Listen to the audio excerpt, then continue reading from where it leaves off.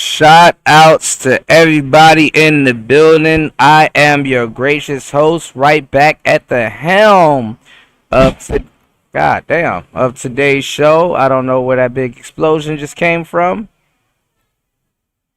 but as soon as I go live, like I said, everything is going crazy.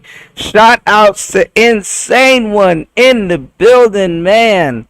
Good to see you, man. As always, what's going on, Ern? No, it's not me that's being cool off Cooley. I don't see y'all around. Yeah, shout outs. I don't know where that huge explosion just came from, but the space ain't cool off Cooley. Y'all are doing way too much. Like I told you from the beginning, Ern, and it's some more of the same. We're gonna get into a little bit of that. You know what I'm saying? There's a lot of turkeys running around here, so we're gonna get into it, man. You know. What did I say? I said something pause worthy. If I did pause. Listen. On the last show, y'all told me to do a vertical, not a vertical. Y'all didn't want me to do a vertical live stream, so we're doing a horizontal live stream. All right, so hopefully y'all hit the like button and support the show while we do this horizontal live stream, because y'all kept saying y'all don't like the vertical. Could do another horizontal live stream, so definitely y'all hit the like button and support the show. The goal of the show is to at least reach 100. Hopefully we can get to 100 by the end of the show, or at least 80, you know. So that's the goal. But look, we're going to get into the show. I got a great show for you guys today. Happy Thanksgiving and happy Black Friday to everybody in attendance, man. Y'all hit the like button, support the show. Happy Thanksgiving and happy Black Friday. Now give me 1 second, because I have to share the show. I have to put all the stuff in the chat, and I have to do my pre-show checks. So y'all hit the like button, support the show. I got y'all on the content. We're gonna get into Ty City. Shout outs to Ty City versus No Fugazi podcast. You know, a lot of dudes over there was I didn't know he did another debate show, but a lot of dudes over there was just so adamant on calling up and telling him how much of a hypocrite he is. This is what black people choose to do for their holiday season, you know. Tell a man that been told by a couple hundred other people last week that he's a hypocrite. They call up there and want to explain to him how much of a hypocrite he is. And then also, too, on top of that, some dude called in with a fucking COVID mask on, sick as a dog, damn near on his deathbed, trying to explain to him how much of a hypocrite he is. It's a damn shame, y'all. Y'all make sure y'all hit the like button, support the show. I got some tunes, man. We're gonna get into the mix. Let's get it. It's Player Talk Radio. And like I said,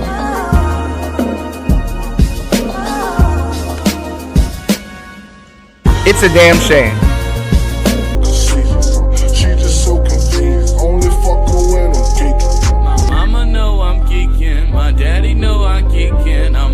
From the house like every other weekend, and when I come around, I barely seem to speak when.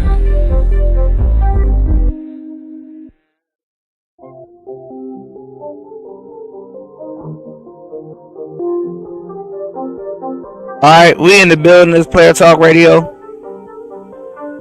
Yeah, hold on 1 second, y'all. Hold on. Alright, man. Shout outs to everybody in the building.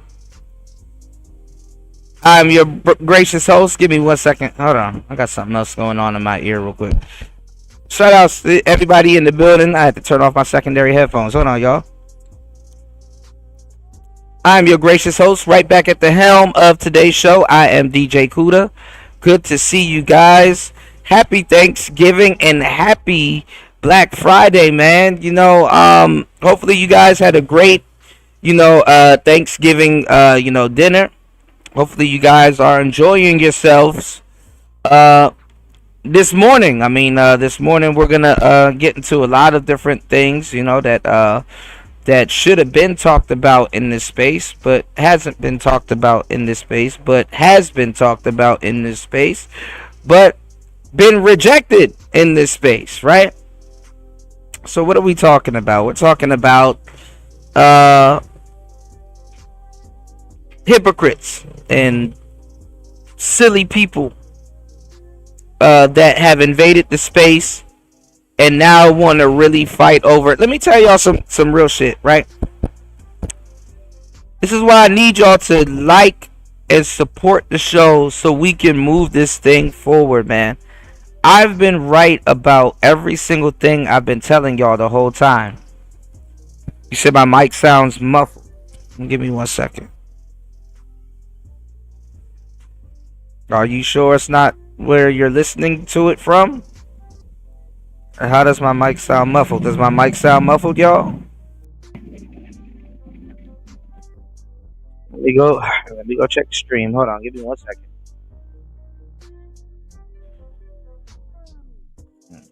My bad, Jr. I cursed out a couple people about that, and somebody got mad at me. I was like, "Hey, man, y'all listening to?"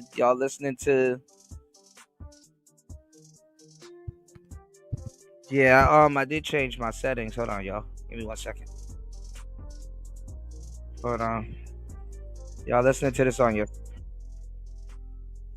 Okay. Hold on. Let me do this real quick. It does sound loud. Hold on. Give me 1 second. Should sound better now though. No, because some people listen to it on their phones, and then some people they got I give me 1 second. Now I'm gonna just kind of move my microwave closer from my mouth because you know what I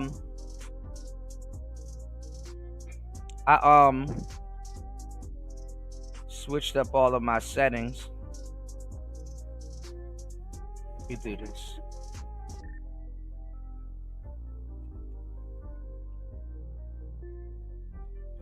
All right, let's see how it sounds. It should sound a little bit better now.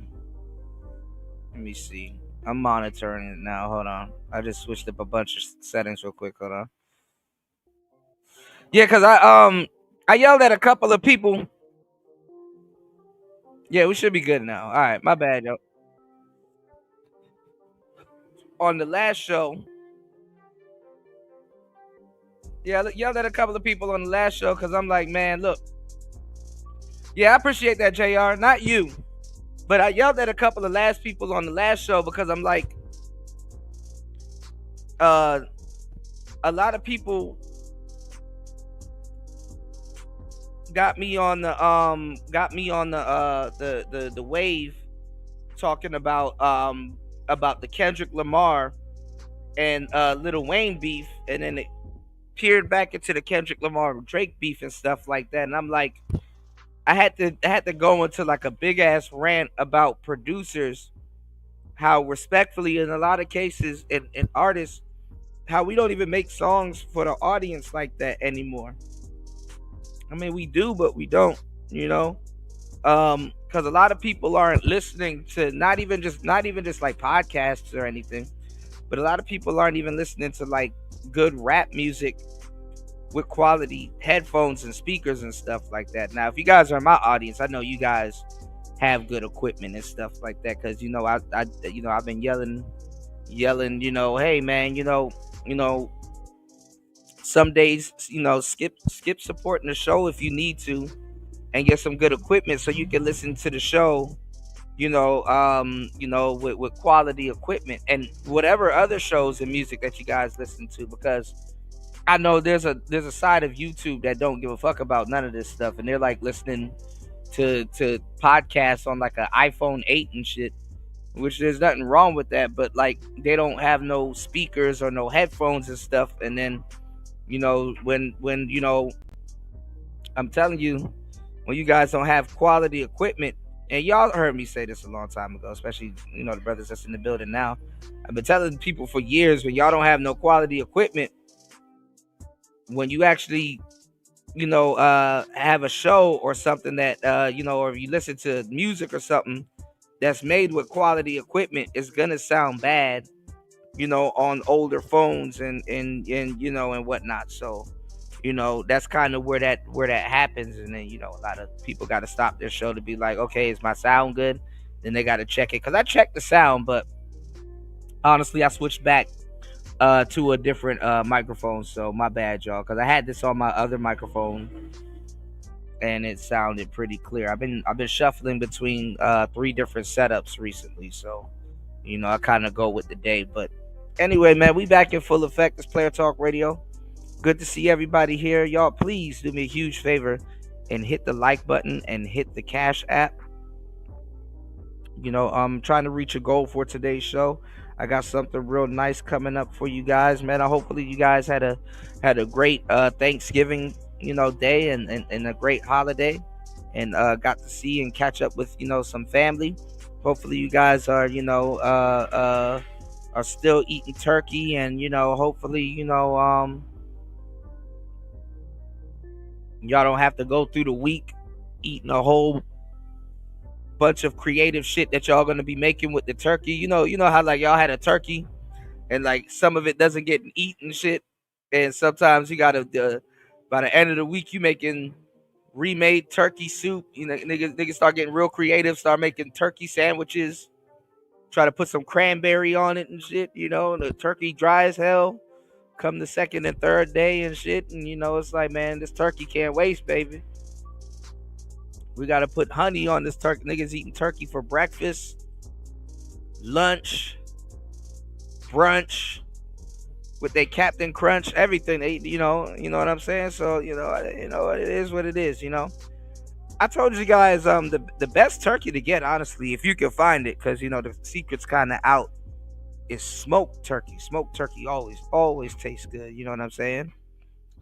Ern said cranberry on turkey is nasty, man. Cranberry on turkey is fucking fire, bro. It depends on what you season it with. What you guys, season your turkey with, or pause, or you know what I'm saying, or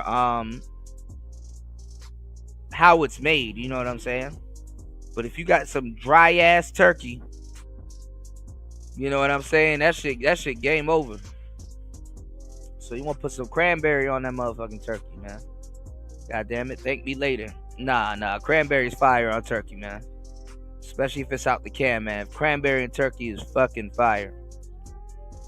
Alright. And, oh shit. Lil Wayne jumped into the studio. Uh-oh. We'll have to talk about that later. Alright. And, ham and pineapple with the cherry on it. Fucking fire. Alright. Or y'all can just go straight unconventional and just do jerk turkey. If you jerk the turkey, shit. Pause. Yeah, that don't sound good. Anyway, it's Player Talk Radio, man. We in the building, man. A lot of people, man. Hopefully you guys had a great time with your family. Long story short, y'all hit the Cash App, support the show. Let's go. So, a lot of people, and you're starting to see that. I don't know how to approach this conversation. Okay. So, let's start from this being an election year, right? And a lot of people are saying what I've been saying, and I saw an article recently saying the same thing about Donald Trump, right? About how people are they're getting death threats and all kinds of stuff, but they know how to handle it. That's the president, blah blah blah. My thing was like, I'm just afraid that now they just might turn it up to the next level and try to start the assassination attempt on bro, and that's gonna be crazy in and of itself, trying to do a goddamn assassination attempt on the actual president of the United States. But it's happened before, and both presidents that have a similar background, like Reagan and and Trump, have gotten shot and I guess survive assassination attempts and stuff like that and whatnot, right? Still don't hear about the people that has done it. They just somewhat disappeared, right? Because nobody cared.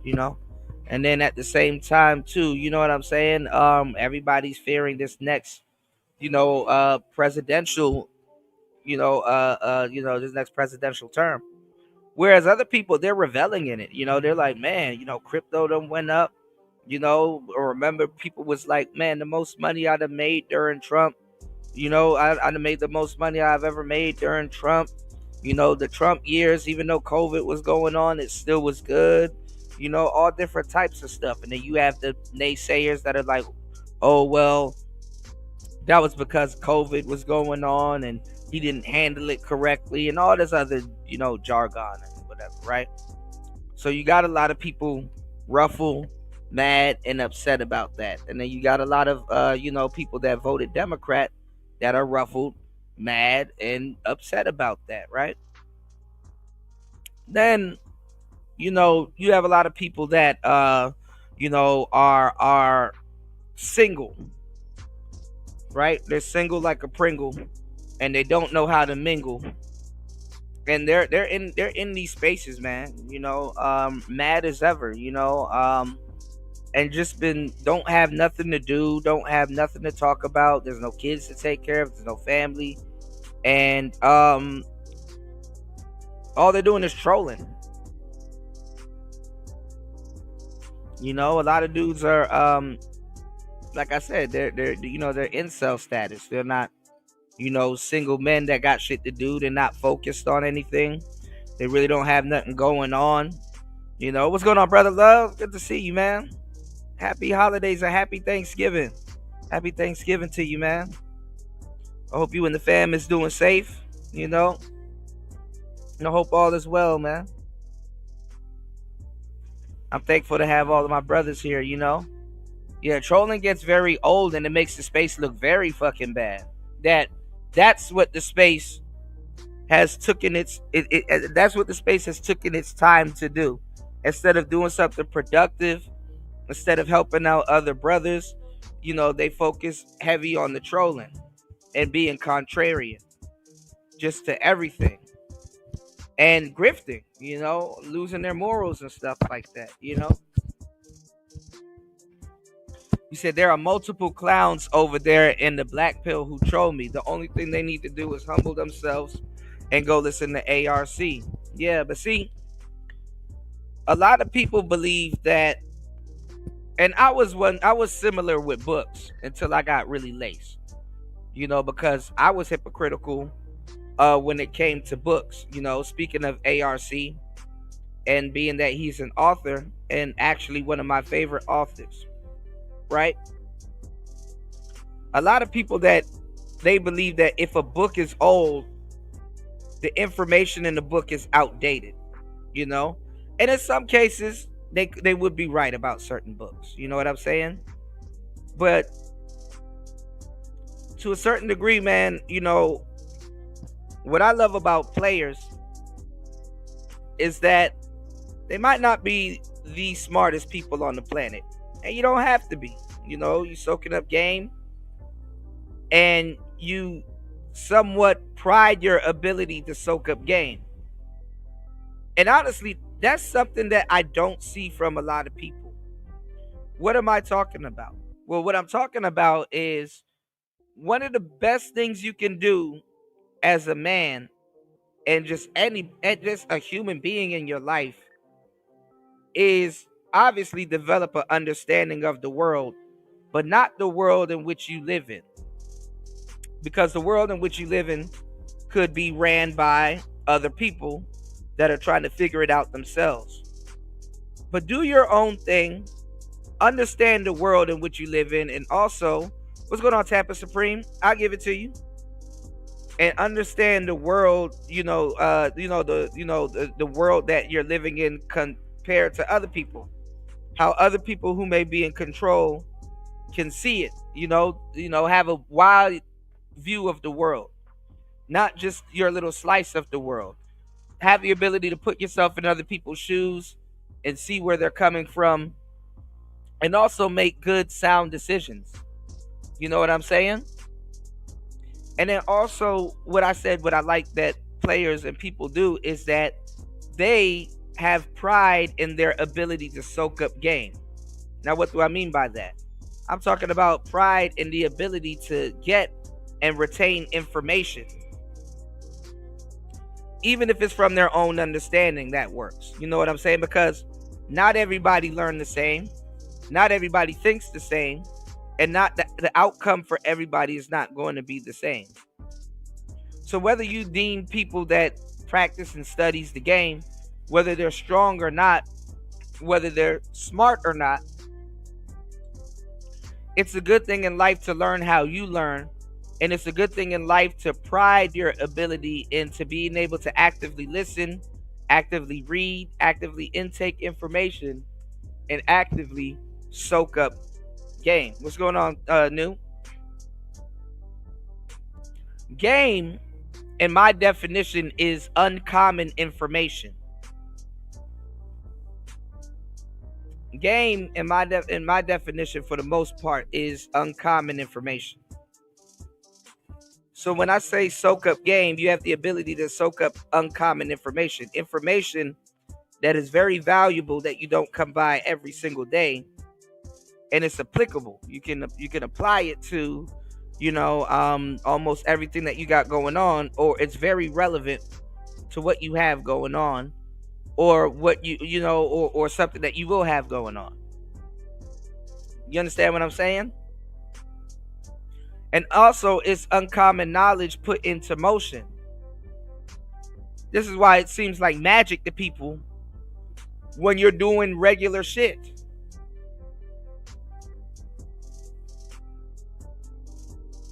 Squares, they hook up, have kids, and raise families and work their ass off. Why is it so hard for somebody that considers themselves red pilled and have a wealth of knowledge? So they think. Why it's other than naivety and information? Why is what's so easy for the square so difficult for somebody that claims to be red pill? Why is that? Why is that? Why is it a spectacle for somebody that has, quote unquote, all the information to pull it off, and it's so easy for the square? Even if the square has trouble or problems pulling, regular shit off, they still have means to get it done. You did?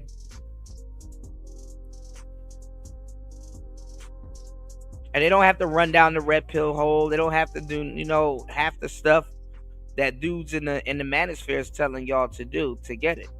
Or not even. They'll just take a tip or two from the manosphere, fix their situation, and go on about their business.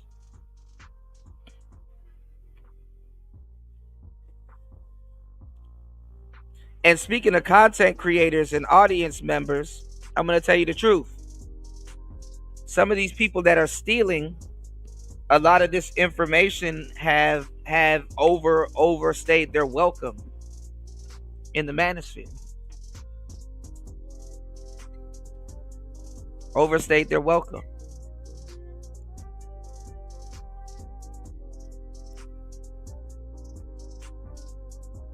So listen. Let me show y'all how fake the space is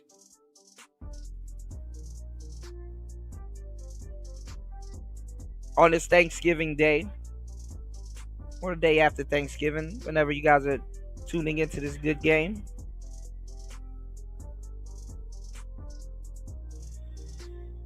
Let me put y'all on to the information I've been putting y'all on to for the longest fucking time.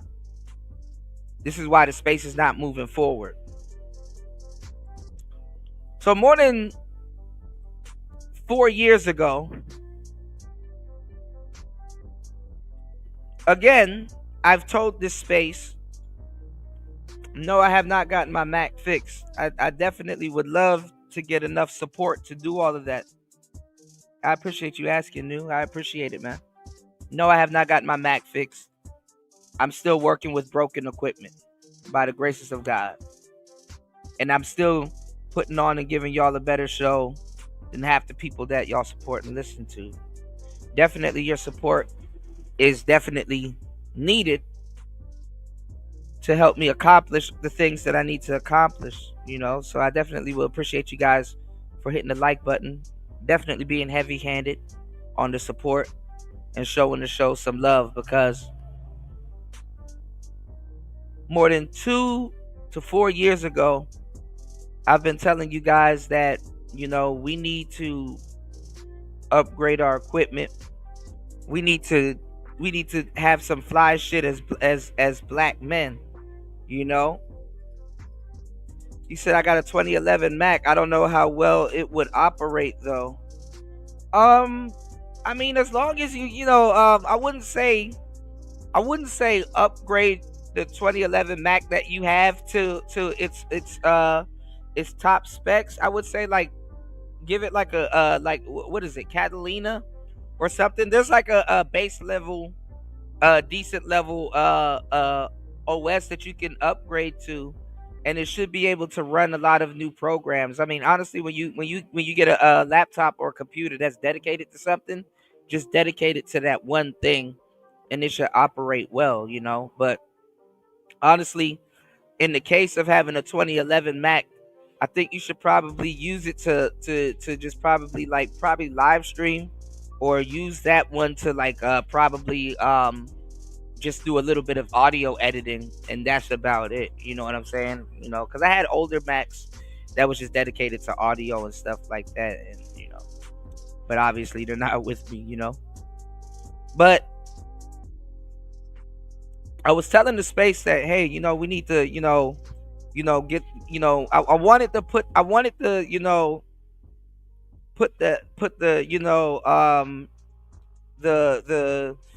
the equipment in the hands of the talented people. You said, no, I already have a 16-inch M1 Mac. I'd give you the 2011. Oh man, I appreciate that. Yeah, I just will have to figure out how the mailing system out here works, bro. I really don't even know how it works, but I will have to let you know this upcoming week, how it works, because I will have to stop at a post office and get all of that information, and then I will have to buy a PO box or some type of box where I can receive it, or I would just have to get a friend out here that can receive mail, and get them to receive it. I would have to figure it out. I appreciate that, New. I really appreciate that, man. I absolutely appreciate that, man. I appreciate everybody that definitely pitch in and help and support the show. I definitely appreciate that, man. Yeah, definitely. I need to downgrade a lot of the weight that I have on me, because I do have a lot of equipment still. A lot of people say, oh, well, Kuda, he doesn't have no equipment. No, I have equipment. It's just a lot of stuff going on, Yeah. Roadcaster does have the virtual mixer out and stuff like that. There's a bunch of them for Mac. I will have to tell you on the back end, because you know what I'm saying. I've been giving people the game so much on air, but I mean, like I said, if you a brother, I give y'all the game on the back end. You know what I'm saying? Because I'm not giving people no more free equipment and tech game. You know what I'm saying? Unless it's like my bros or people that I know that's worthy of it and stuff like that. Because these people took my information, bastardized it, and we are where we are today. That's kind of where I'm getting at. I'm gonna let y'all know exactly why the space grew into what it grew into today. So there was guys like myself years ago telling you guys that there's gonna be new people coming in here, and they're not going to be content creators. See, when I say the word content creator, I'm taking the word creation and content very seriously, because I would assume that everybody here is an artist, and they would be artists in their own right, and they're like, hey, I want to create content. And even if they're reacting to something, or you know what I'm saying, or yeah, I have loopback already. I need to use it more, as a mixer. But I know how to use the equipment that I have so good. Without it, I'm Gucci without a virtual mixer. But I do have a virtual mixer. I'll give you one. Go to gingeraudio.com. Go to gingeraudio.com, and there is a audio mixer. I'm about to give y'all some game called Caster. Go to Caster. Go to gingeraudio.com and go to Caster. That is specifically for iOS. All right, go to Caster Audio. All right, and that's the virtual mixer that you need. Or if you because Fantastic, a bunch of people took this game, but they still don't know what they're doing with their equipment. If you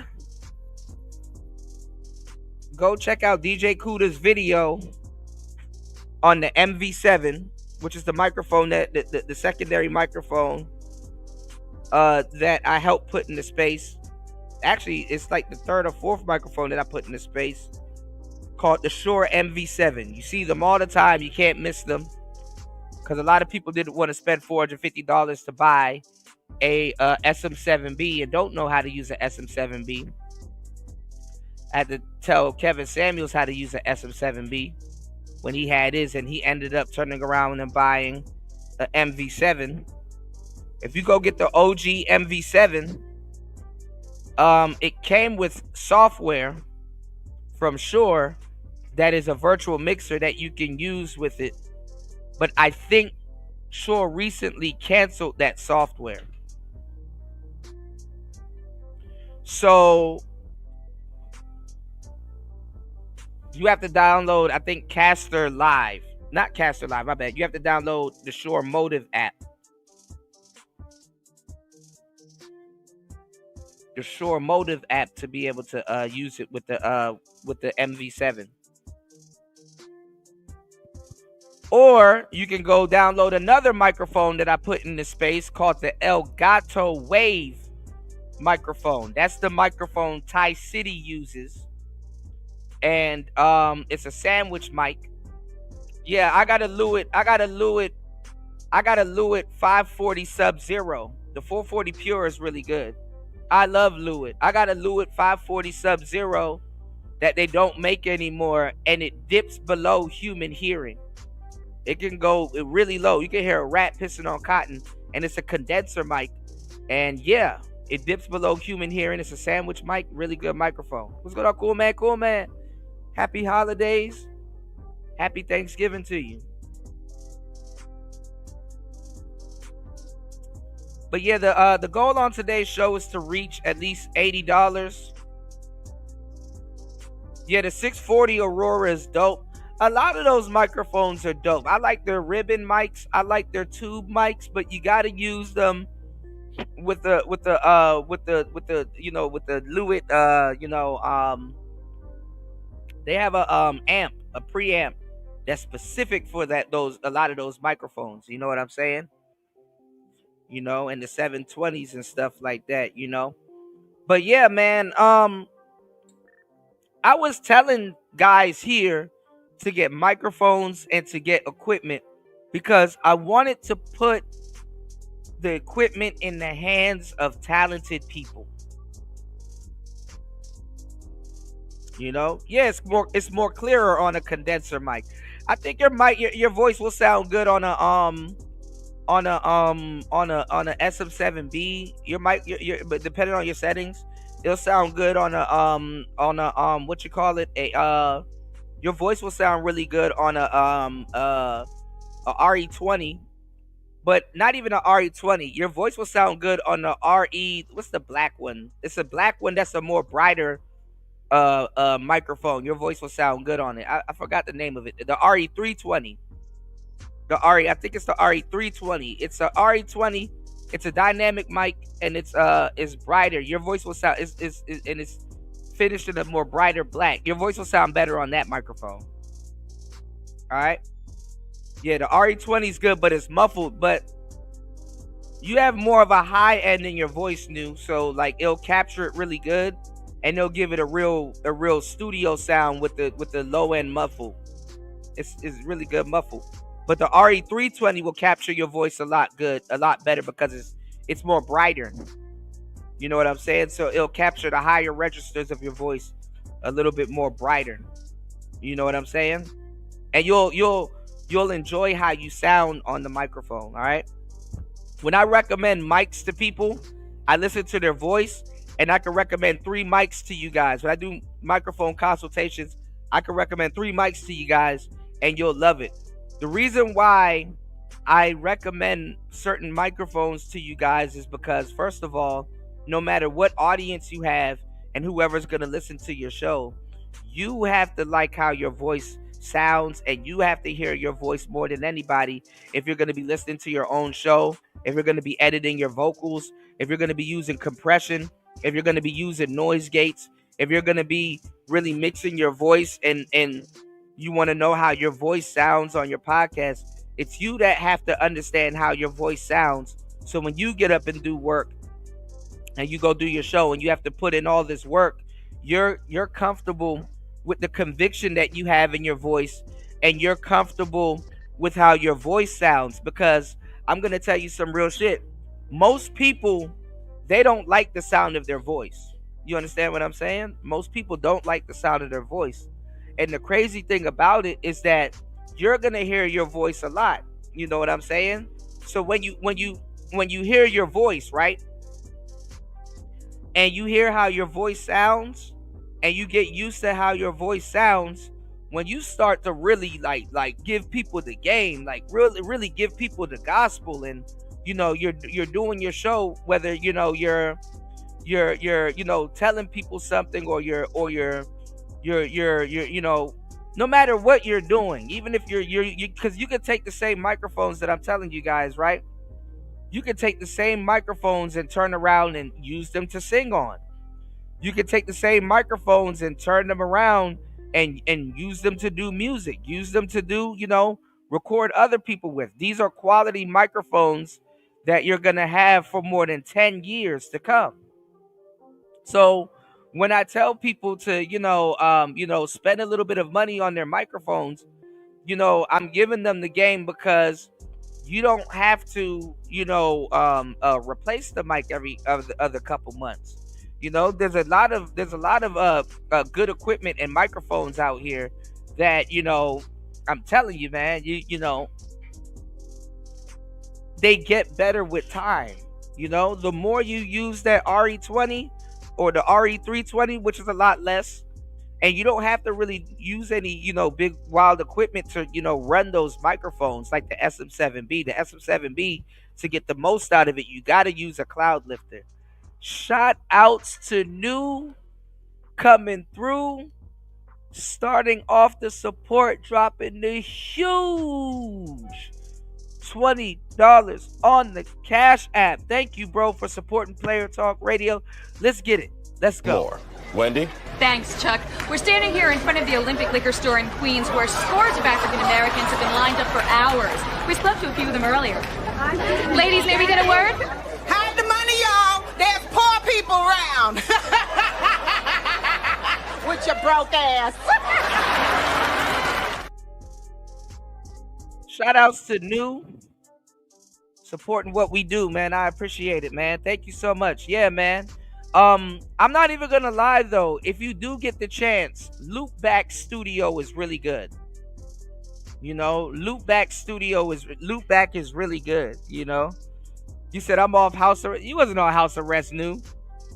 New said I'm off house arrest now and celebrating. You wasn't on house arrest. New, you didn't have a box. You ain't hit the lick with the box, New. No.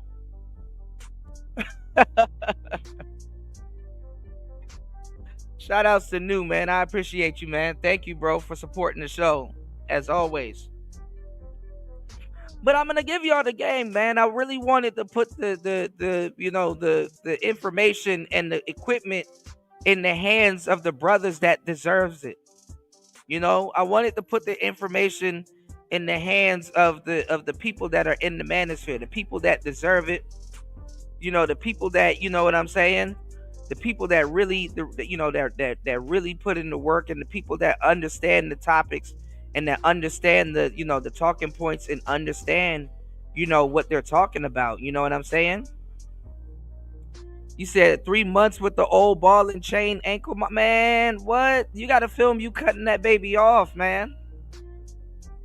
You got to film you cutting that baby off. But then again, don't do it, because you got a lot of hypocritical guys in this space that will call you a Pookie and a Ray Ray.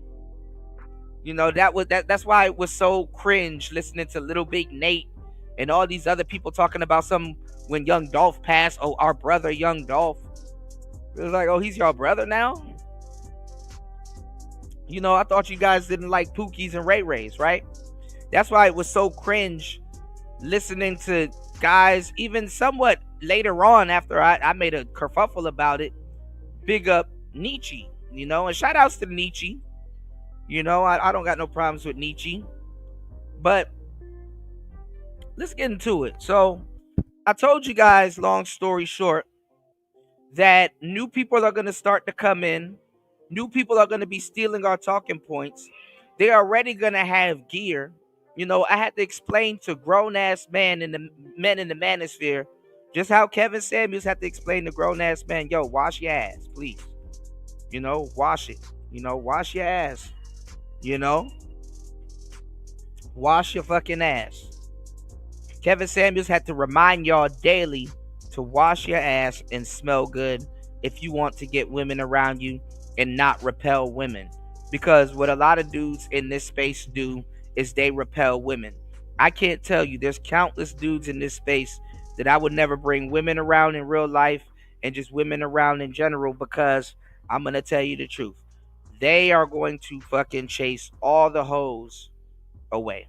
They will chase them all away. And honestly, I can understand why a content creator in this space, like I got into an argument. Shout outs to Tony. Hopefully he's somewhere around and had a good Valentine's Day. I had to tell Tony, I'm like, bro, yeah, it's cool. I don't mind. I got enough mouthpiece to talk my way in and out of some draws. I know what the hell to do. It's nothing to me. But when I hook up with women, unless they see me working or something like that, or this, that, and the third, or they know what I do, and I've been saying this for years, I don't tell women I'm in the manosphere like that. I really don't tell women I'm in the manosphere like that. I really don't think that that's something that I would go out of my way to tell women. I really don't care to include them into it. Like, y'all don't understand. Like, you don't have to tell everybody every single fucking thing. I've already told y'all enough about myself. Y'all know a lot about me here in these spaces, So what I'm telling you is that, because one of the worst things to do, and I know this as a player, is if you hang around a bunch of goofballs, which could be your main group of friends or your buddies and stuff like that. And there's nothing wrong with letting loose and enjoying yourself and hanging around a bunch of goofballs and stuff like that. But, women get on here and lie and say that women aren't judgmental, which is a fucking lie. And they, they be on some, oh, I don't judge, I don't judge. Women do something worse than judge. They judge, they judge you on everything. Are your fingernails clean? Are your shoes dirty? Are you handsome? What does your voice sound like? Women judge on every single thing, as they should. As they should. They get to featureism. Women do way worse shit than judging. They criticize and critique. So bad that they actually do it to their own damn selves. You know what I'm saying? And what they do when they judge Because there's nothing wrong with judging. After a while, you're going to have to judge. I would tell most people that judge to be fair, but a lot of people judge and then they staple it to limited beliefs and stuff like that. Look how much women judge their hair, fuck their hair up with what they thought was right, and then have to do the big chop and then go on this like weird crusade about how they had to refine themselves when their hair was on their head the whole time. Whereas, like, for example, me and New, we got some long ass fucking dreads that we may need to cut shoulder length soon, right? When you give men the same opportunity to grow long hair and shit like that, we don't really touch our hair like that. We don't really fuck with our hair like that. Our hair doesn't, our hairline ain't fried, dyed, laid to the side for the most part, because we to a certain degree we leave it alone. To a certain degree, it takes a lot of discipline to even grow locks. But for women, I understand their pain because they can't stop touching their hair. And women use their hair as a form of expression. As a lot of people use their hair as a form of expression. But you kind of get where I'm going with it. Not to go so far off into the weeds, but men in the manosphere do the same thing. Oh, this guy's more of the Pookie type. He's more of the Pookie and Ray Ray type. These are guys that are trying to learn how to get women, have a hard time getting women, don't understand the content that they're taking in to get women. They don't use the content. When you're a guy, I'm telling you, one of the ways to mark yourself bad in this space is to openly come out and say, I don't have a problem with getting women. Oh yeah, if you want to create an enemy, yeah. Shout outs to my brother Marco. Dope ass dude, suave, athlete. Got a lot going on in his life. He travels, he does his thing. He's around baddies and stuff like that. I knew it was inevitable for them to make fun of Marco or start hating on Marco, because Marco's a natural. That's another thing that a lot of these guys in this space don't like. They don't like naturals. Because I'm going to give you the game. Aside from wishing that they're a player or trying to be a player, a lot of them are mad that they're not naturals. You have a lot of square people that are naturals, you see? And they've come up with a whole sector of foolish niggas that are somewhat on the money in a lot of cases, but not on the money, which is called the black pill sector, which isn't black pilled at all. See, the red pill is supposed to look up to the black pill to a certain degree. Why do I say it's supposed to look up to the black pill? Well, if you're red pill and you want to further, you know what I'm saying, your knowledge of the red pill, or you want to further, your affirmation of taking in the truth, you automatically need to go to fucking black pill. If you're enamored with the truth and you're like, damn, the red pill opened my eyes. Now that my eyes is open, what's to all of this stuff? What's to all of this madness in the world? You're supposed to be I'm not even gonna lie, fuck me. I mean, unless you really want to learn and you want to support the show and gather some elite game, you're not supposed to be listening to content creators no more, sir. And if you do, you listen to them with a grain of salt. You're supposed to be gathering books on John Gray. The simpish guy that got some good game that wrote Men Are From Mars, Women Are From Venus. You're supposed to be listening to Earl Nightingale. You're supposed to be reading the Bhagavad Gita. You're supposed to be reading Nietzsche. Friedrich Nietzsche. You're supposed to be reading Thus Spoke Zarathustra. You're supposed to be reading Carl Jung. You're supposed to be on the Sadhguru wave. You're supposed to damn near become somewhat spiritual. You're supposed to be looking at the inner dynamics of man.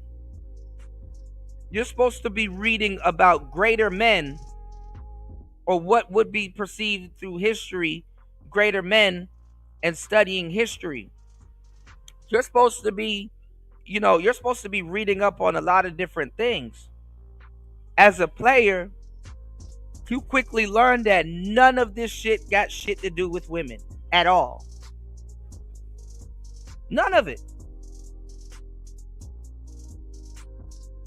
The only reason why men really equate the red pill to women is because of the mirror effect. Women, to a certain degree, are mirrors.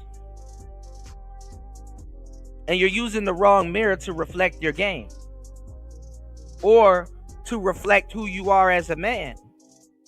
Most women in general, if they got to know you, they may love you, they may marry you, they may love the fuck out of you.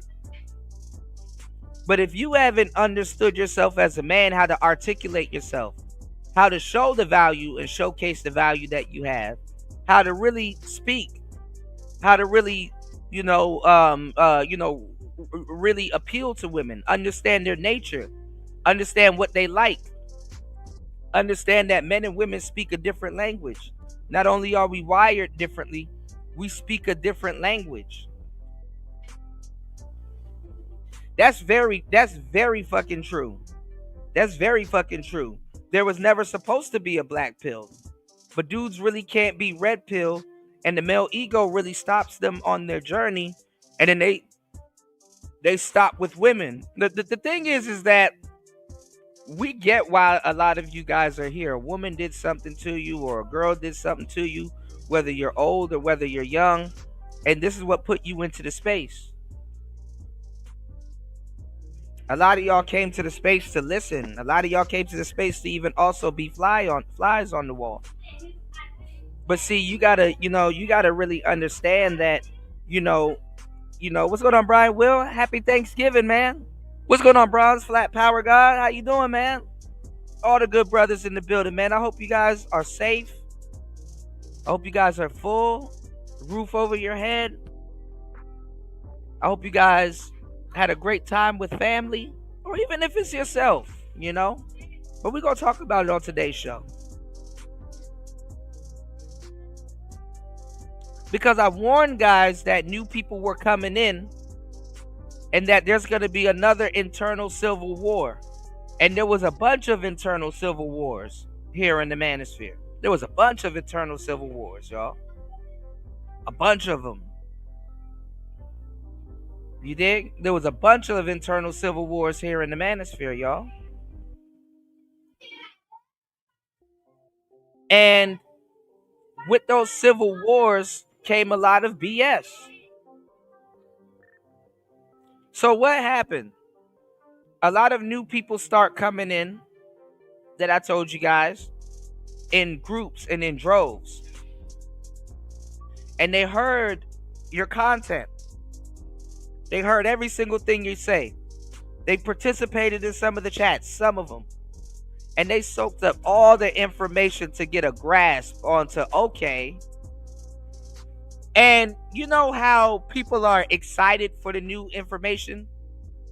It's not necessarily the Dunning-Kruger effect. It's more so like a placebo plus Dunning-Kruger effect. And then also, too, you have this other effect called, what's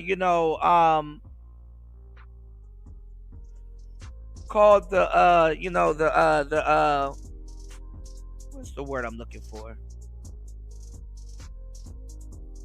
Imposter syndrome. It's like reverse imposter syndrome. So a lot of people took the information. I was making a lot of gear popular for podcasting at the time. And they went out and started getting all of this equipment. And they went out and got all of this equipment to podcast. The purchase was intentional. And they sat back and they listened to the space. And they knew the space was so unorganized that they can literally say what we said word for word. Like, it's like listening to an inside joke that you've made, and it's an inside joke and you know where it came from, and you're listening to other people regurgitate the inside joke. Yeah, men always destroy what they build, but not necessarily destroy. You can remodel. You can upgrade. You know, you can cut down half a building and then keep the foundation and rebuild it up, you know? So it's just crazy, you know, that you have a lot of people taking what I would look at as like an inside joke and information, and they take it and they put it on trading cards and stuff like that. Ace Metaphor has went from a complete simp, and he went from a hold on 1 second. Hold on.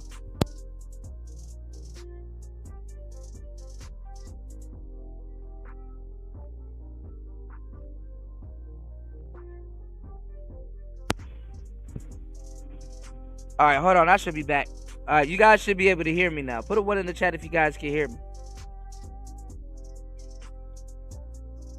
So yeah, you know, they take, you know, they take, you know, and like Ace Metaphor used to be a big simp, you know, and I've pointed out things that a lot of y'all don't remember, right? Have you noticed all the simps go to the gym and do car videos? All the simps, like the super simpish dudes, like it's the simps. Hold on. You say y'all can hear me the whole time? Hold on. Okay, I went on mute for a little bit, but I didn't know if it came back. All right, I guess.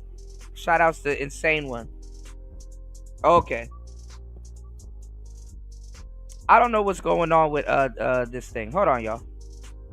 Give me 1 second.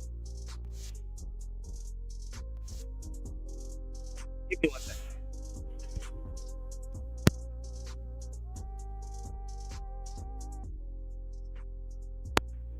Testing. Okay, all right. My bad. I guess no, cause I turned my thing on mute. I guess you can hear me. Okay, all right, cool. Thanks, guys.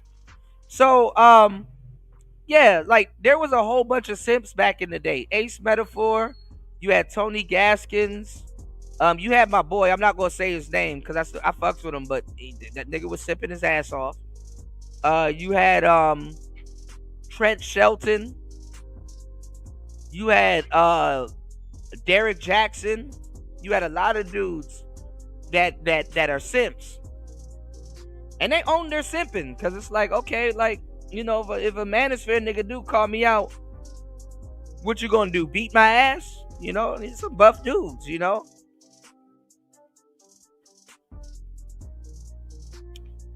And let me tell y'all something why you don't trust a gym simp.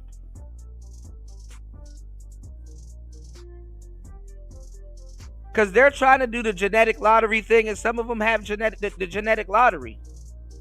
But the dudes that go to the gym, and it's not to knock dudes that go to the gym, you know, because I'm a gym rat myself when I get ready. But like, nigga, you're a gym rat.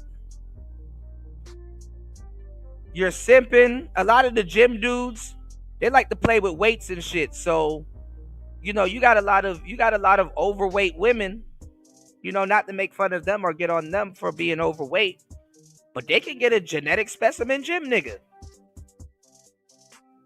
A lot of these dudes don't really go out like that. A lot of these dudes, to a certain degree, they're the complete opposite of like a lot of, what's going on, Jalen? They're the complete opposite of like a lot of these fake alpha male type cats. You know, because a lot of look, the manosphere has taken from a lot of people.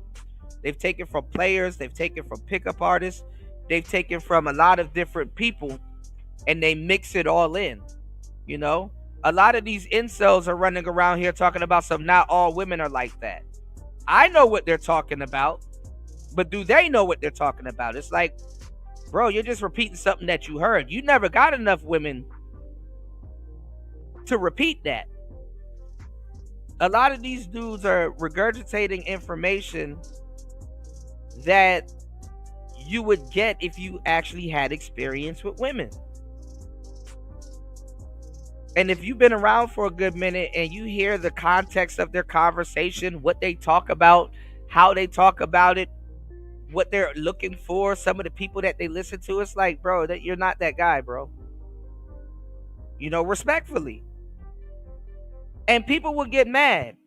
You know what I'm saying? Instead of being actual red pill. If somebody tells you in the red pill community that you're not that guy, you don't necessarily have to get mad at them. They're actually giving you coordinates to get where you are, where you want to be. It's like, yeah, I'm not that guy. I'm not saying you got to believe them. I mean, sometimes you just ran into the wrong guy, or the wrong guy will be like, you're not that guy. And it's like, well, you don't know me.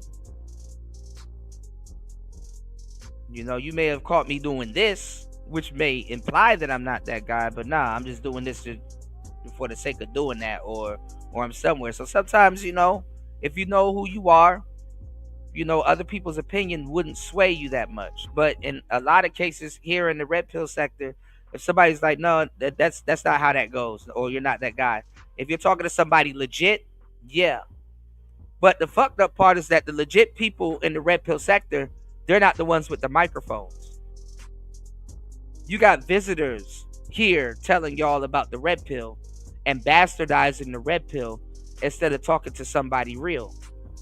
I know a lot of y'all don't like the angry man, but he can probably tell y'all some real facts about the red pill that's undeniable. And it's kind of funny how he hasn't really gotten invited onto shows anyway. Ain't that crazy? It's kind of funny how certain people don't get invited certain places. LAR movement, kind of funny how he doesn't get invited onto shows like that. You know what I'm saying?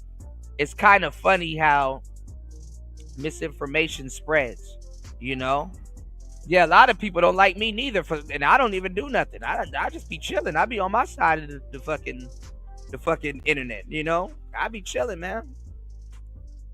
I be chilling, man. I don't start shit with people. I'm not running around here telling people what they need to do and shit. Some goofy shit. You said, real question, did you hear about Gucci third leg infecting women with HIV? That's an old story, and he's not infecting women with HIV. He's infecting them with HSV. And recently he got into a boxing match with a girl's brother. Like, imagine having a thought sister, and you go box a nigga that she was into, and fight for her honor when she's out here being a thought. I get it, but okay, yeah.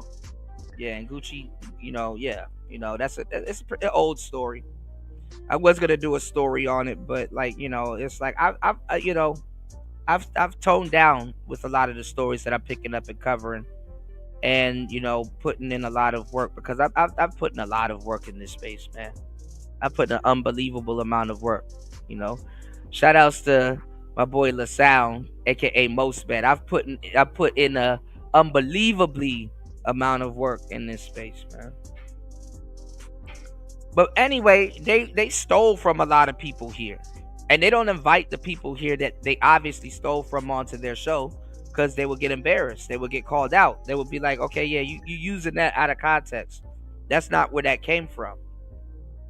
So you have guests here running the show. Mediocre tutorials and reviews, respectfully, he's not a red pill guy. What's that other podcast that's like Fresh and Fit? With those other guys, and they do the round table. They're not from the red pill. Fresh and Fit really got put in the game by Donovan Sharp, Kevin Samuels. They listen to a little bit of Rollo Tomasi and stuff like that. They're still guests. But they've moved the chains forward a little bit when it comes to red pill production. So they're technically not guests. But the philosophy that they're pushing, they're still guests. And they've actually taken a lot of my advice and ran with the equipment game. Because remember, they were coming up while I was preaching equipment.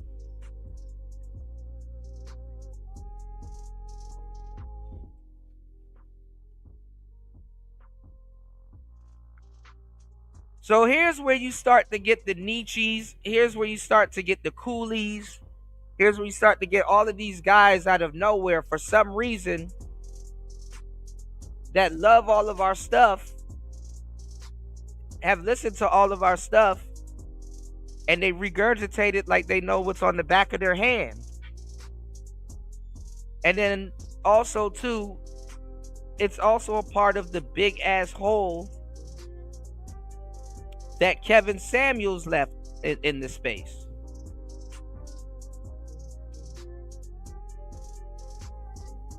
And when I thought about it, I said, damn, you know, Kevin Samuels was actually the first Manosphere mascot that got rejected from the space. And then the space tried to turn around and acted like they selected Kevin Samuels.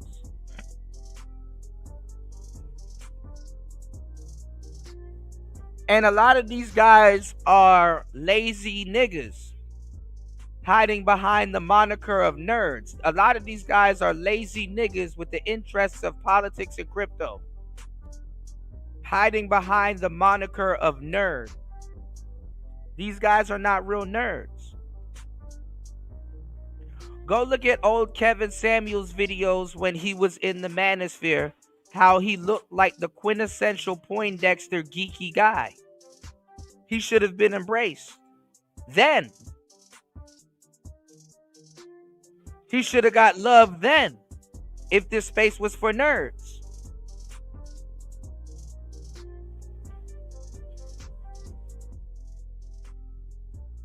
I don't know if he's in the building, but Soul Provider and a couple of other people that even hung out with the old school Manosphere. Soul Provider, he fancies himself as a nerd.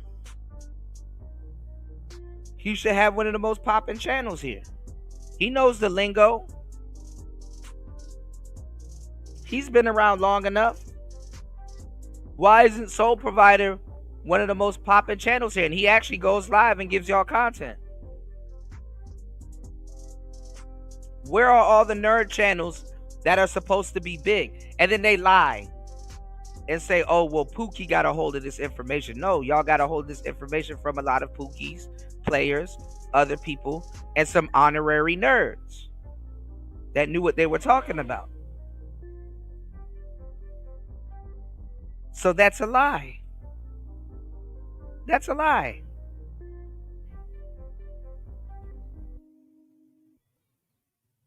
And a lot of people want it game. So I'm wondering, why aren't the nerds? Because it's nerds that want game. It's a lot of fake players that want game. It's a lot of regular dudes that want game. It's a lot of new guys coming in with this new wall of silence going on. There's a lot of people that want information on women. And they're not talking to authentic people in the space that can give them the game. You got good information being represented as refried beans in this space. Refried beans in this space.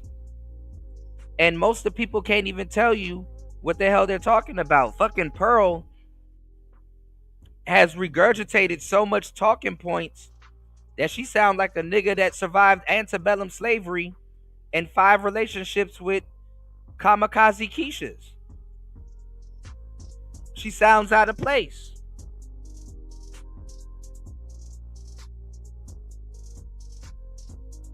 I remember at one point I made a term called hopergamy. And I'm listening to people trying to bastardize and use my term hopergamy. Right? Why am I talking about this? Because we're going to get to what we're talking about. Right? Got to warm y'all up before I give y'all this game. Y'all hit the Cash App, support the show, y'all.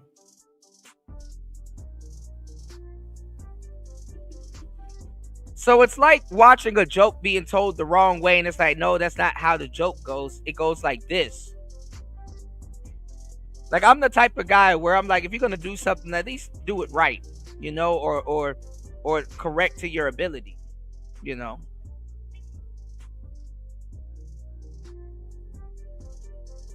So at one point, like I said, and I've even told y'all on the last show, my bad, Donovan Sharp was actually going to take over the Manosphere. He had the equipment, he had the money, Devin was working for him. He was flying women out. I don't want to hear this fake bullshit that O'Shea's trying to push. Now all of a sudden he doesn't like white women.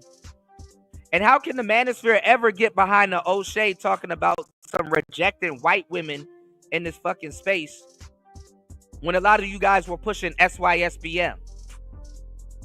You see, you have a lot of clowns in this fucking space. How can you ever get mad at white women or talk this rejecting white women bullshit that y'all are doing right now with this O'Shea versus Cooley thing when y'all are jealous of Cooley because of that white woman? When in actuality, a lot of y'all are trying to turn this into a Donovan Sharp moment when Donovan Sharp was actually going to take over the fucking manosphere at one point. And he laxed. I wanted to see that happen. Donovan Sharp actually laxed. He stopped doing the studio stuff. He stopped inviting manosphere people to his space and interviewing them in real time. He just got Devin. And guess who he was going to get before anybody else even started deriding her? How I knew he was going to run the space. Donovan Sharp actually had just Pearly Things at first. Oh, yeah.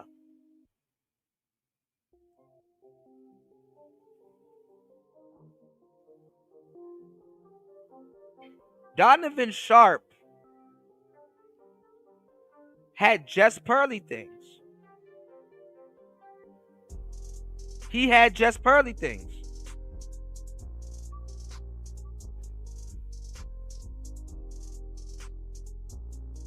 He did. So I want anybody to challenge me that at one point he wasn't going to take over, because if you were around, you know what I'm saying is the truth. And honestly,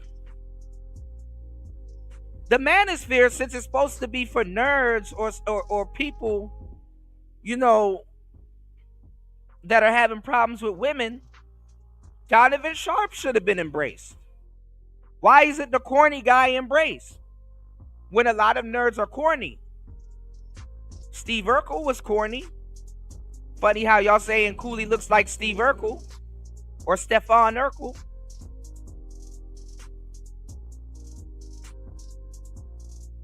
I can't unsee it now. I was gonna say Omarion or fucking you know, a B2K member. I said it before.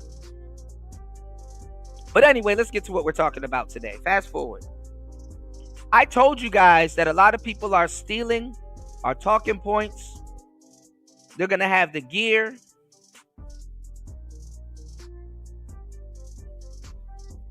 This space is gonna be unrecognizable. I'm the Oracle. I told y'all what was going to happen. I told y'all. I got told, Kuda, the talking points are everywhere. They're not yours. You think you invented everything? So what? The talking points are for everybody. Kuda, shut the fuck up. You don't know what you're talking about. And now all of a sudden, now that the space somewhat hates Cooley now all of a sudden, oh, these guys are copycats. These guys are unoriginal. Oh, he's not real. He's not living up to the stuff that he's preaching.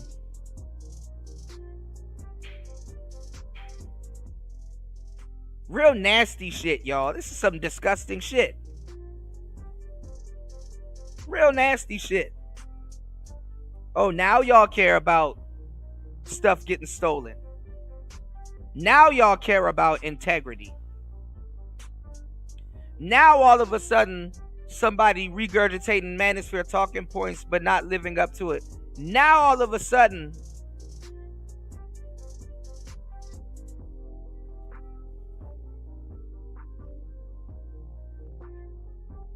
it's a problem.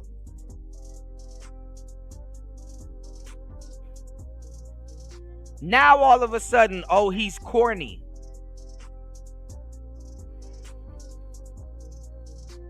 All of a sudden.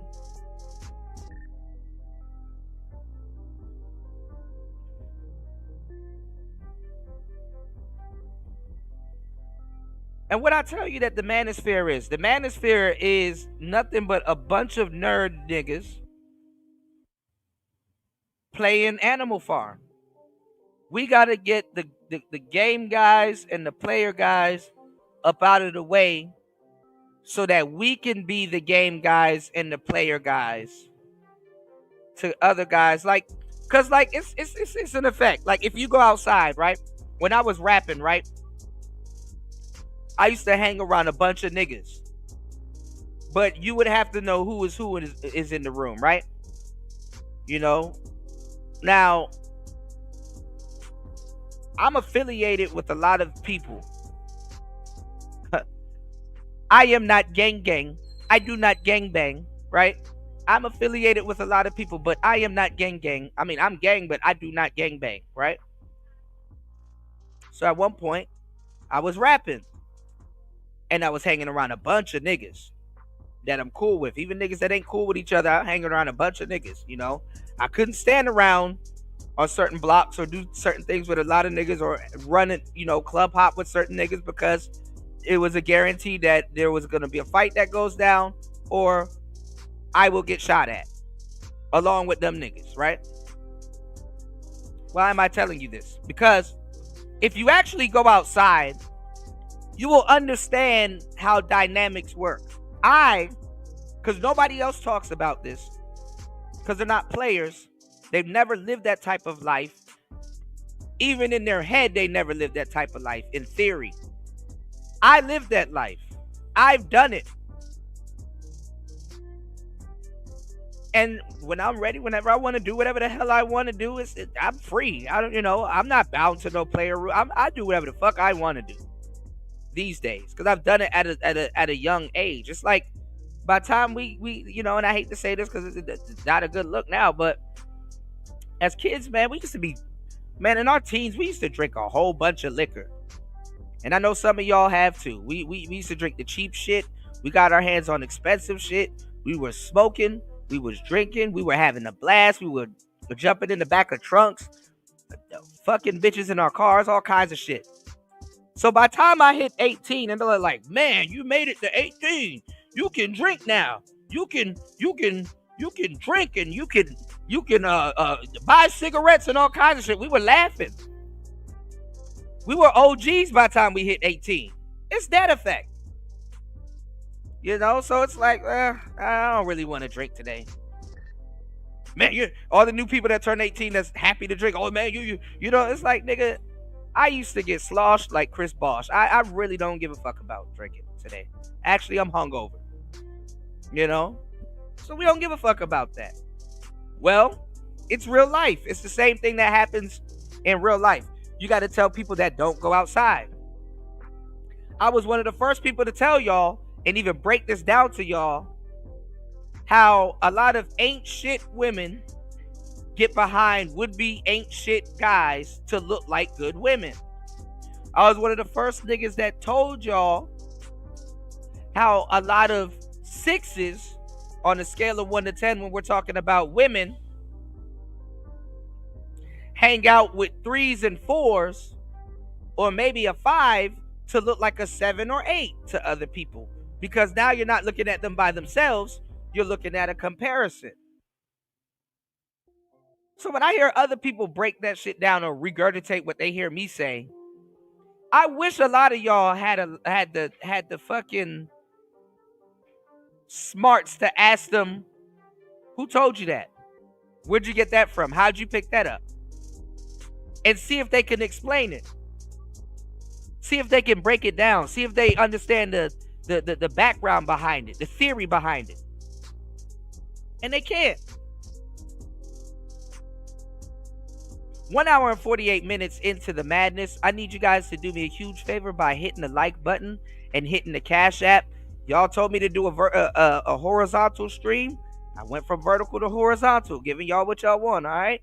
And I'm going to start doing one stream horizontal, one stream vertical. But, we definitely need support on the show so we can definitely make this happen, okay? All right? I need y'all to support the channel, all right? Happy Thanksgiving to everybody in the building, and happy Black Friday to everybody here, all right?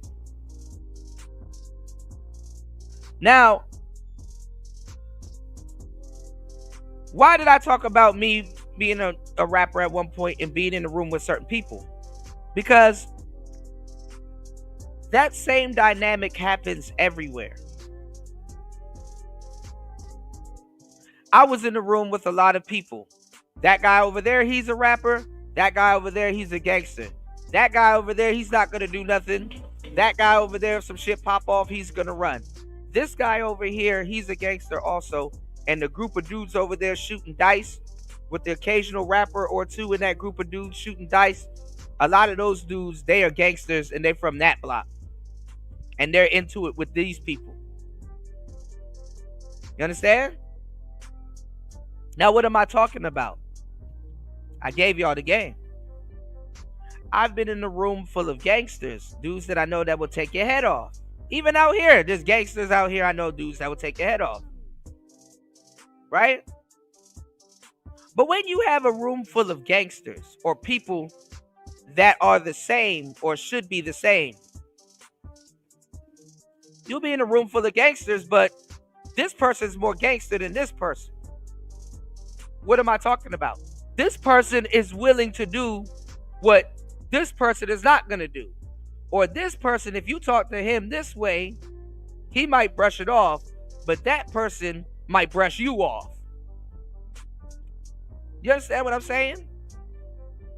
They're both gangsters.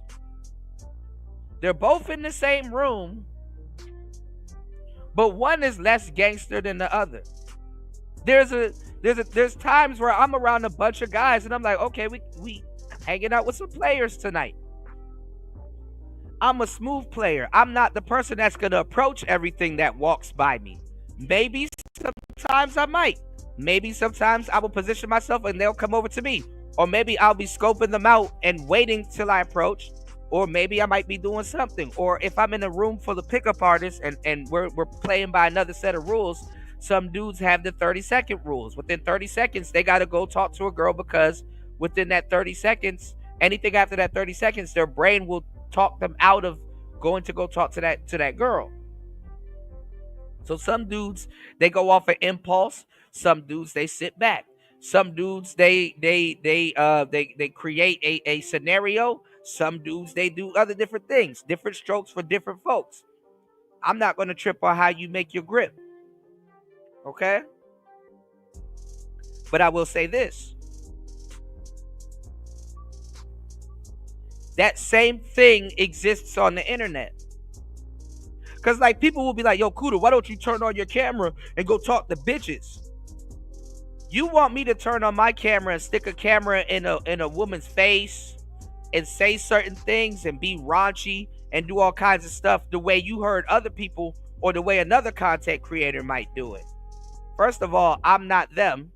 Second of all, go outside and touch grass. Third of all, you don't have to deal with that bitch when that camera turn off.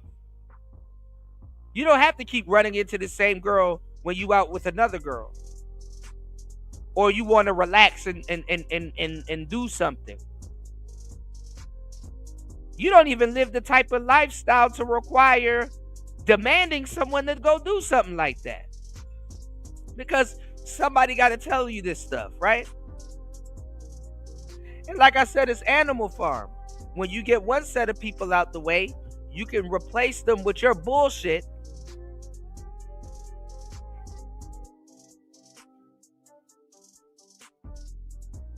And nobody will be able to tell the difference because everybody around here is trying to be players, even the nerds. Now I saw a game changer, a guy that has no game at all. He's been grifting off the Passport Bros for God knows how long.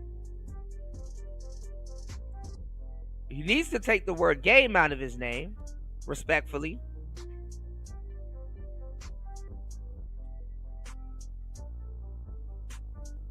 What was the name of it? I passed it on my timeline. I don't even know why he's still in my algorithm. What was the show that he just did? Hold on. Hold on.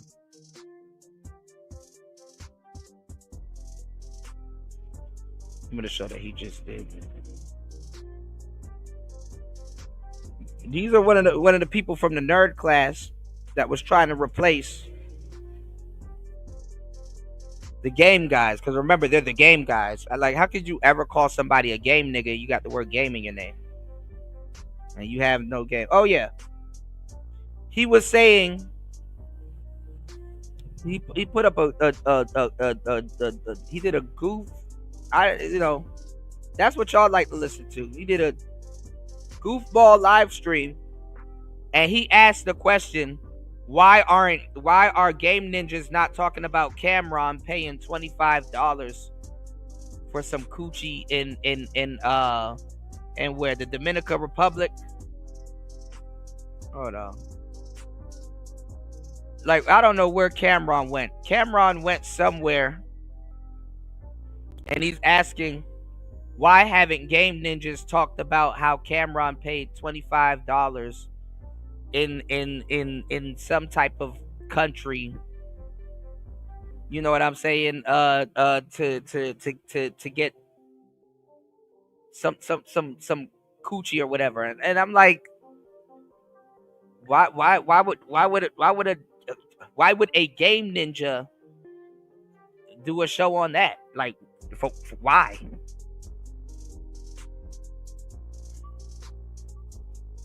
Like, Cameron is a celebrity. Why the fuck is it a big deal that he paid $25 for some sex? If you had a mouthpiece, right, and you were somewhat cordial, and you took a girl out to like Starbucks and maybe a sandwich, you too probably paid $25 for some sex. Like, the conquest of sex, it's not a big deal. Like, why are you worried about sex this much?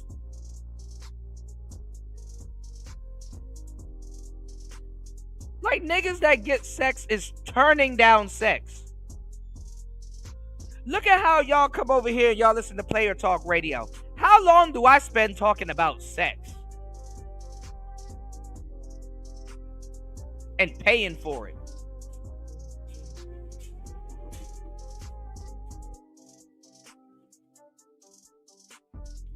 Like, even a real player, if he paid for sex, he doesn't get on the internet and brag about it. Even a staunch, flat-footed, true to the game, in the street for the dirty meat Trick will not get on here and brag about how less he paid for sex unless he applied game and negotiated it down to a certain point. Like, you niggas ruined tricking. Like, a real player would agree with you guys that tricking can be very fucking fun.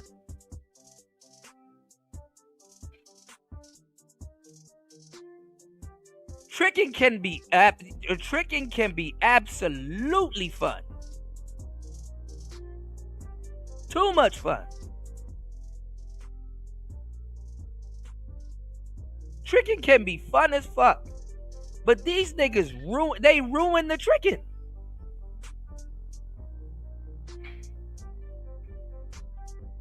Like, in today's society, if I was a super trick, I wouldn't even want nobody to know.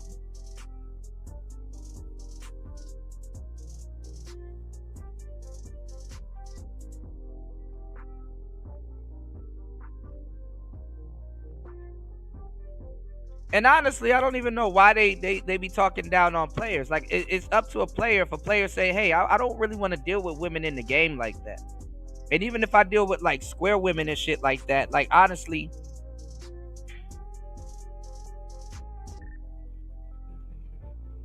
I take her out on a date. If I want to talk my way into the draws, I can. But if I want to be like a nice guy, pick her up, smell good, clean, I want to hang out for a night on the town with what I presume is a square lady. Hell yeah, that's what I would do. Now, why did I tell you guys to get some game instead of fucking tricking? Because guess what? Unfortunately, square women are giving y'all problems too. Square women are giving y'all fucking problems. And yeah, you like to fuck, you got a fucking problem. Square women are giving y'all some fucking problems. And what the internet and TV tells y'all, because a lot of y'all don't go outside, you're not used to that type of pressure from square women.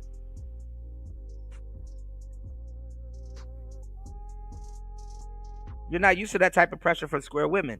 Shout outs to Brian Will. Thank you, bro. He said thanks for not doing vertical. No 2x. You said no times 2 to catch up. Yeah, I appreciate you, man. Thank you for Brian Will dropping the huge $3 on the Cash App. Make sure you guys hit the like button and also support the show. Thank you for supporting the show. And happy Thanksgiving to everybody. Thank you for supporting the show. Shout outs to Brian Will dropping a huge $3 on the Cash App. Let's get it. But you got to have vision. Shout outs to everybody enjoying their Thanksgiving that got vision. Let's go. Look at that guy. What?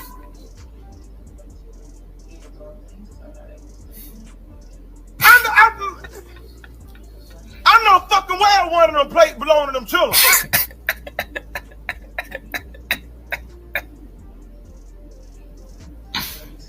Well, look at this shit here. Now look at the goddamn cone of spaghetti left for the fucking kids. Cause this large bitch got the whole fucking pot to herself.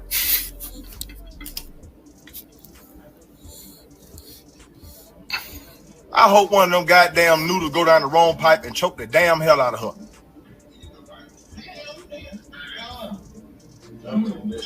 I'll never eat another goddamn bite of spaghetti again. You just fucking ruined it for me, you dumb country bitch.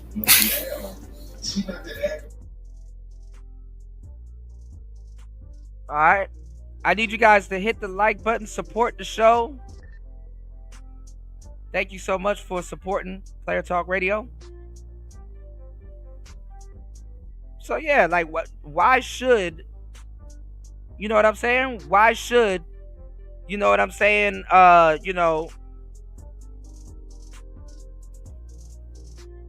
Why should Game Ninjas talk about Cameron paying $25 for fucking pussy?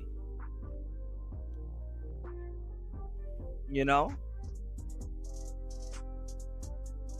So anyway, let's get into the show, man. And now everybody's mad and calling Cooley a thief. All of a sudden, artificial hate pops up, and now everybody's mad because they're calling Cooley a thief. And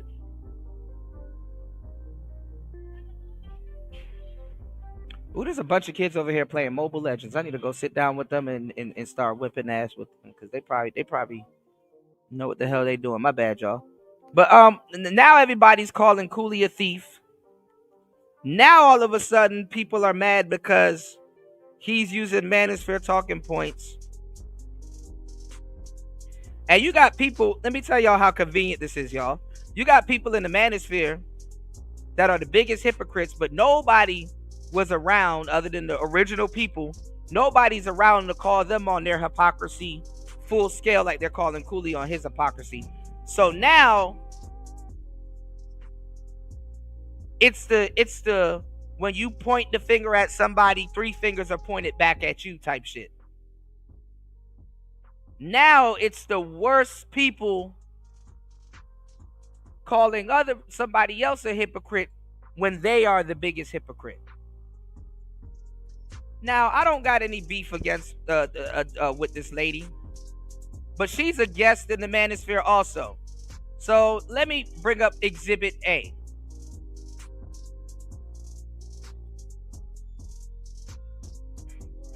Courtney Michelle, and O'Shea. Both of these people, both, are hypocrites and grifters.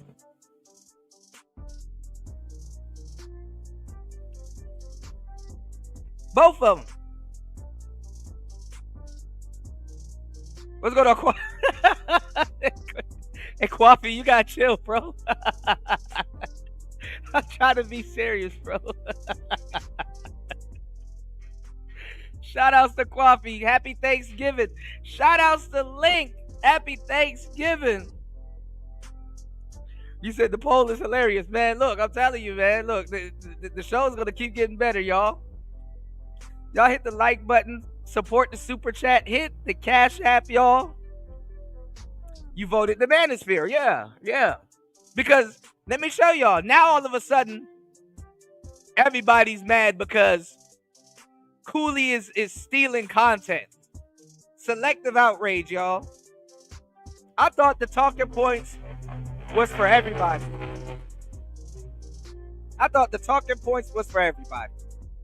All right, actually, thank you, Coffee. Let's go over to the poll real quick. Let's get our booties to the poll real quick. We got 20 votes. Who's the turkey of the year? 30% says Cooley. 15% says O'Shea. Nobody says Courtney. Ooh. And 55% says the Manosphere.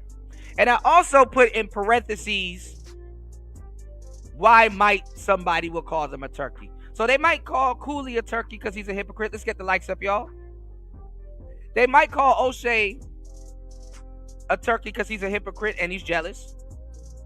And then you got Courtney, the sack chasing pick-me.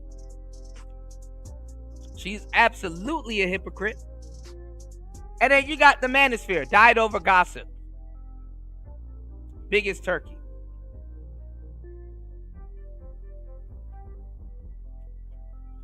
O'Shea claims to be the Manosphere. He's the Godfather. That's what he claims on his on his last couple shows. And he also claims Courtney Michelle is Manosphere. At one point, they were saying Cynthia G is Manosphere. What's going on, Tehran? At one point, Renaissance Women was Manosphere. At one point, Nicole Michelle was Manosphere. At one point, Kendra D was Manosphere. At one point, Jessica X was Manosphere. At one point, Melody was Manosphere. At one point, I can keep going. At one point, Sister George and Concrete Rose was Manosphere. At one point, Danica was Manosphere. At one point, Ches Sade was Manosphere. At one point, who else? It was the Pink Book Lessons? Like what? Yeah, at one point, yeah, thank you, Link. Pearl was Manosphere.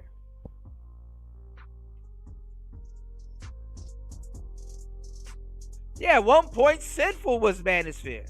At one point, Steve the Dean was Manosphere. Even people that denied the Manosphere was Manosphere. And that's O'Shea's era, 2.0. Yeah, Donovan Sharp. Like I said, Donovan was going to take over the Manosphere at one point. A lot of people like to skip over that part. And a lot of people don't even realize Donovan was going to actually be the one that introduced Pearl to the Manosphere. Donovan would have had y'all fucked up in the game. Remember, Donovan was tapped in with Kevin Samuels also. And with Fresh and Fit. Yeah, Danica Marie Manosphere. I keep going. That Reva TV girl, she's considered Manosphere. Tay-Tay. Tay-Tay, baby. Tay-Tay, baby. Some of these girls, these dudes in the audience, some of these girls are your Manosphere OGs. A lot of people are mad that I'm actually real Manosphere. They're like, yo, Kuda, who try to ask me some questions. Yo, how you get in the Manosphere? Who put you in the... Actually, I've been in the Manosphere longer than a lot of these people. But the person who officially put me in the manosphere was Black Ram. Black Ram. And this is like over 7-8 years ago. So add it up. Add it up, y'all. Corey Holcomb, for real, talking points of the manosphere. Yeah, but I mean, Corey Holcomb, honestly, if he was still alive, right? I got it, Kwafi. BGS was talking about shit that was worth a damn then. I think BGS is getting misused. You know, he spent a lot of time talking about some BS. BGS is good with talking about zodiacs and esoteric stuff. Y'all got him talking about some bullshit in a lot of cases. He's a very smart guy.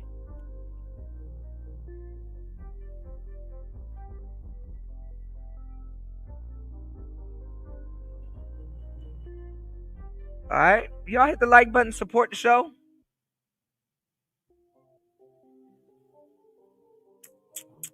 I'll get to the game real quick. Now, Courtney Michelle was grifting because she fell out with Lapeef, I guess.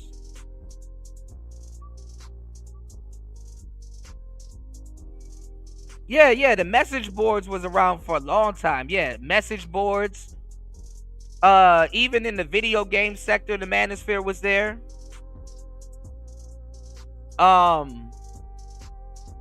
You had America Online. The manosphere, believe it or not, was on Black Planet.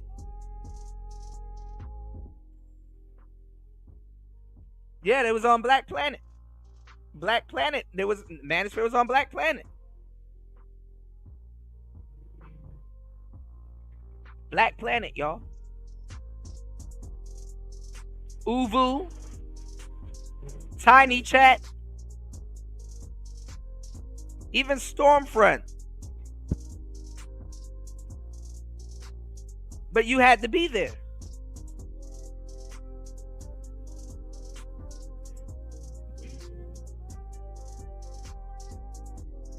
Alright. Now, Courtney Michelle was running around recently with a passport, bro. And she was up there listening to Richie Mack and was like, oh, okay, I understand. Oh, yeah. Oh, I see why a lot of brothers are passport bros now. I get it. Even though, because, you know, Courtney Michelle was like, you know, like she's supposed to be pro-black. She's supposed to be this pro-black woman. So she has to be on some, well, I'm fighting for the brothers to stay in America. I'm fighting for the brothers to, you know, to be here and fight the fight with the black women. I'm fighting for the brothers.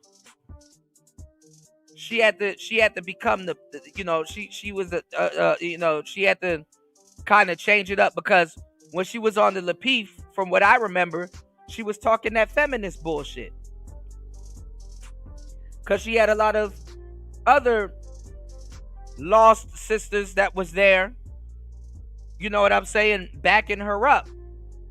Or backing each other up when they talk about feminist bullshit that they aren't even a part of.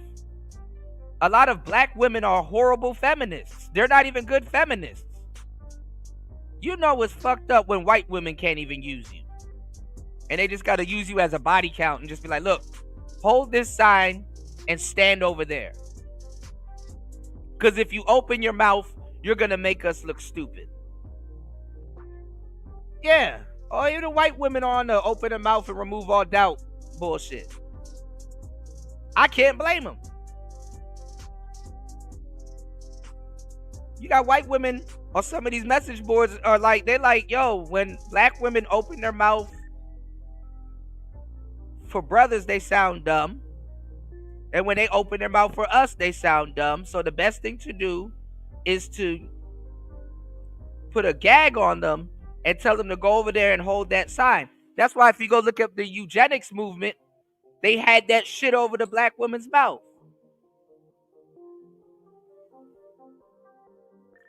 And it's fucked up.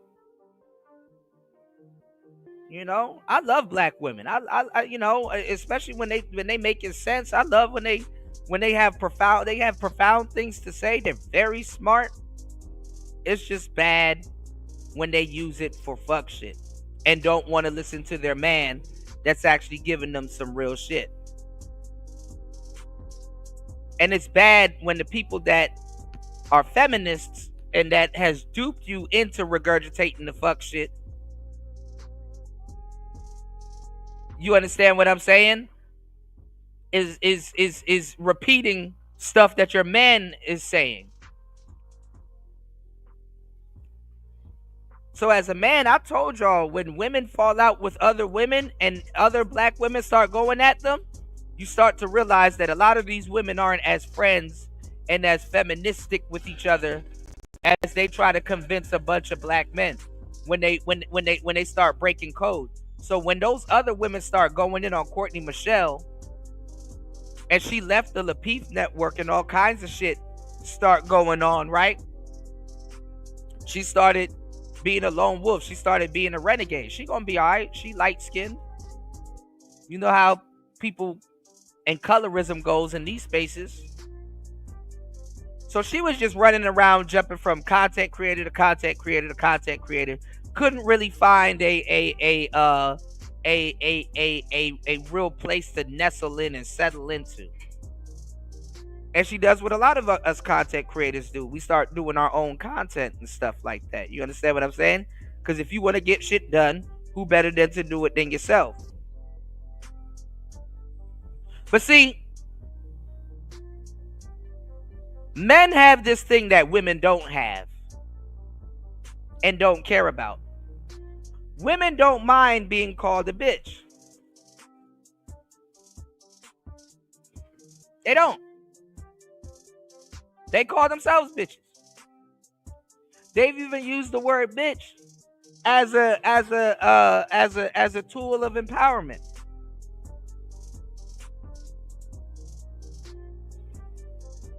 So as a man, when you don't do what you promise to do, or what you tell people you're gonna do, or like what's going on with Cooley right now, getting called out for certain things or living by certain things, what do men question other men about?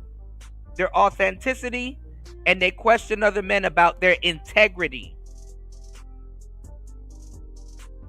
Hopefully you guys are having a great Thanksgiving. Y'all hit the like button, support the show.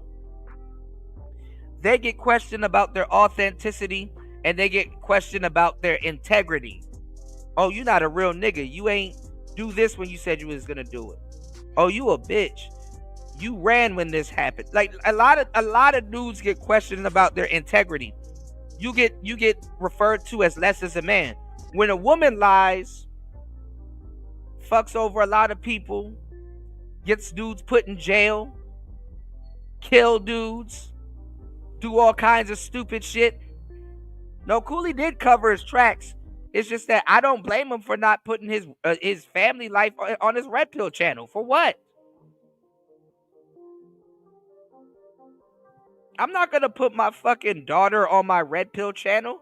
I'm not going to put my wife on my Red Pill channel so y'all can be in her inbox. So y'all can talk about how y'all going to try to sleep with an underage girl. Y'all didn't learn anything from Tommy? Like, why would he willingly go out of his way to dox his family?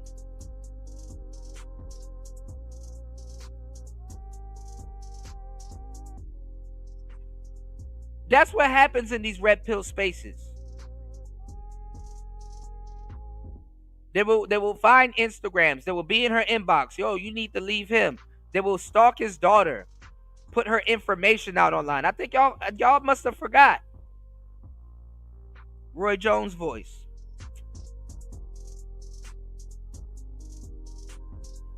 Any man that's trying to protect his family wouldn't bring none of his family into this shit.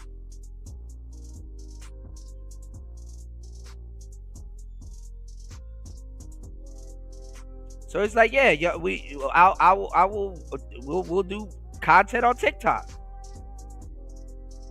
You gotta fucking protect your fucking family. Any woman that I introduce to this space that hasn't already been in this space, you have to question if I give a damn about you.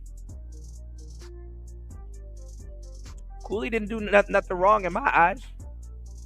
And don't tell me now that after I was telling y'all that he was stealing content, now all of a sudden y'all want to get mad at him for stealing content. How y'all gonna get mad at him for stealing content? When I said he was stealing content, y'all told me to go fuck myself. So I went and go fuck myself. I said, okay, well, let me go mind my business. I guess all of the stuff I give y'all with barely support can go get supported elsewhere and be regurgitated like somebody's dope like that, or they came up with that and shit like that. Cool, I guess. That's what y'all want.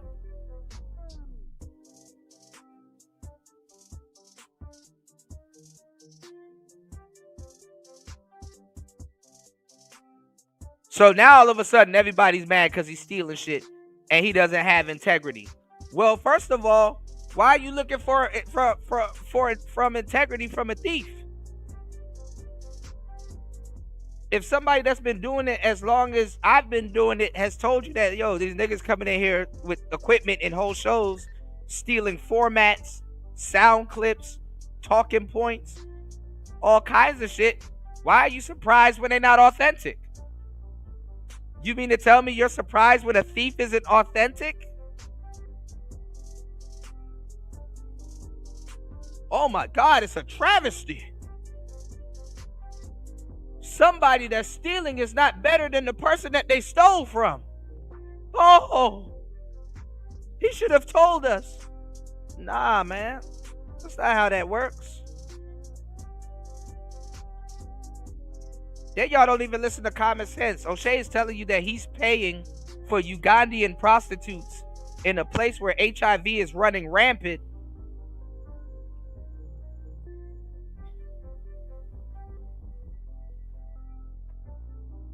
Talking about another married man that's spending the holidays in matching clothing with his baby mom that he got 2 kids by, where a lot of people are hooking up with prostitutes for Thanksgiving and sleeping with their hands for Thanksgiving. How could you ever say something about it? What does the manosphere want? Do y'all want functional relationships, prostitutes, or do you want or do y'all want to be fake players?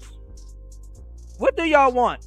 Because a couple months ago, when I was saying that guys need to be loyal to the women that they choose and do right by their wives, y'all were arguing with me that a man can cheat on his wife with impunity. So I'm confused. Then y'all went through this whole fucking thing about, oh, black women ain't acting right. Black women don't act right. We can't have functional relationships with them. Do you want a functional relationship? Do you want a wife that you can cheat on? Do you want a prostitute? Do you want to be a player? Or do you want to beat your meat for the holidays?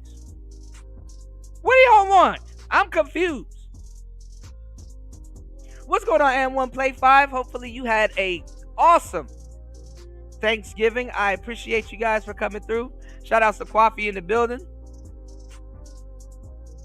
Kwafi said they want both prostitutes and they want to be fake players. That's what I'm saying, Kwafi.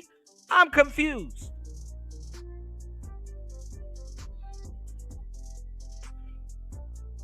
Y'all hit the like button and support the show. I'm giving y'all good content.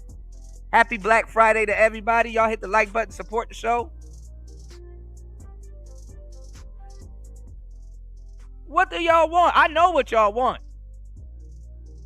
I know what y'all want. Oh, I know what y'all want. Oh, I know what y'all. I know. Oh, I know what y'all want. But you gotta wake up to reality. Some of y'all. Y'all need a slap in the face. Get on my feet. Get on my feet.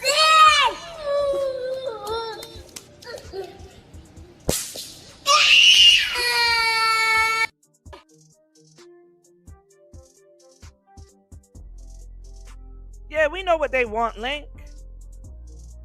They want the girls with the tattoos on their knuckles.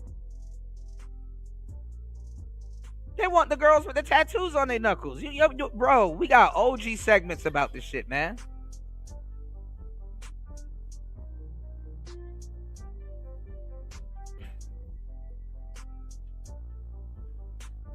So Courtney Michelle done hooked up with Richie Mack, pretended to be, oh, if that's what's gonna make black men happy, I'm for that. So she a fake passport, sis. I'm not even gonna lie, straight up and down, O'Shea's a fake passport, bro. He's a fake passport, bro, and fake pro-black. He plays both sides.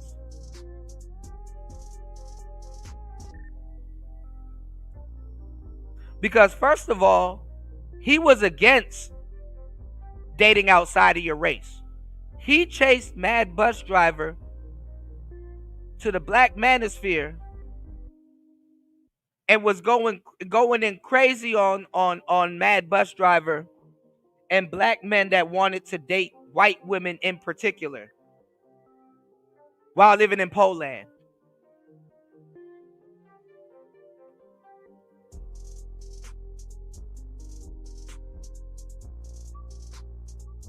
What's good? My voice is gone, y'all. Everybody, it's your boy, O'Shea Duke Jackson. And I'm about to lie to y'all and slander another black man on my show today. I'm gonna make fun of somebody that's something that happened to somebody today. O'Shea was living in Poland.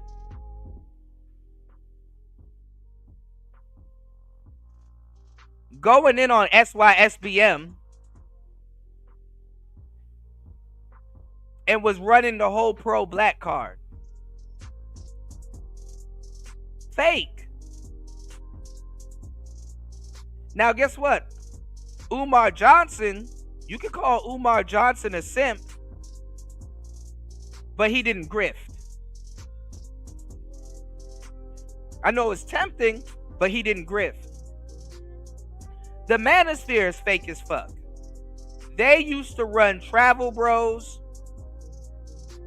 They used to run Passport Bros. They used to run all of the niggas that was telling y'all to go travel out of the manosphere and was calling them PDF files.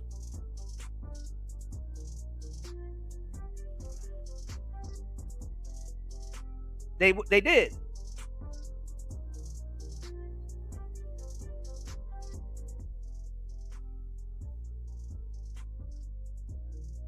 So how can O'Shea, that told you to go date white women on his channel, how can O'Shea that tells you to go date white women and women from other cultures and races, how the fuck is he mad at Cooley?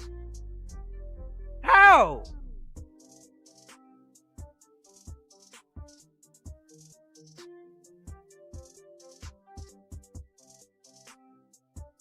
O'Shea tells you to date outside of your race and become a passport bro and to leave Western women alone. How?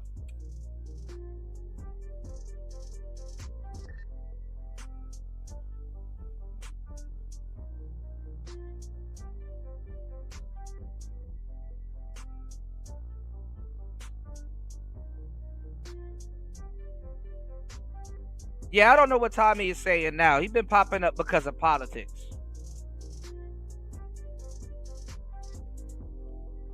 Like O'Shea will put out like a fake pro-black video, and then in the next breath put out a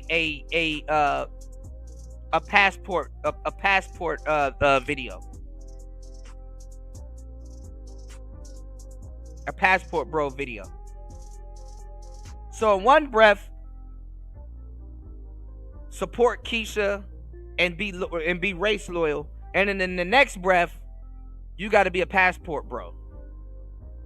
O'Shea plays both sides of the fence, and I don't hate O'Shea. I do not dislike him, but he does a lot of fugazi shit for the sake of today's show.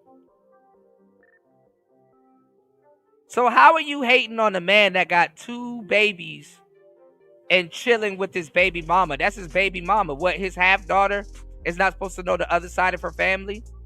So I guess the children that he has with that white lady, his daughter shouldn't get close to the children also. And Cooley should create another broken family out here. So he should go back to being a single father, and that white woman should raise her 2 white kids and 2 black kids. And then the funny part too is that white woman, for the most part, is probably not going to get another white man like that. Because even though white people will be somewhat racist or whatever, guess what? They loyal. A white woman walking around with 2 black kids, yeah, she's not going to get another white dude like that. And then y'all not players. Y'all don't even understand how the single mother game works. Y'all don't know what the exceptions to the rules is. I don't even know why y'all put all these rules in y'all lives when y'all don't even live by these rules. Y'all don't even live by these rules. Why you got all these rules implemented in your life? Why is there such thing as a simp in your life? Are you a pimp? Are you a player? What do you got going on with women in your life to call somebody a simp?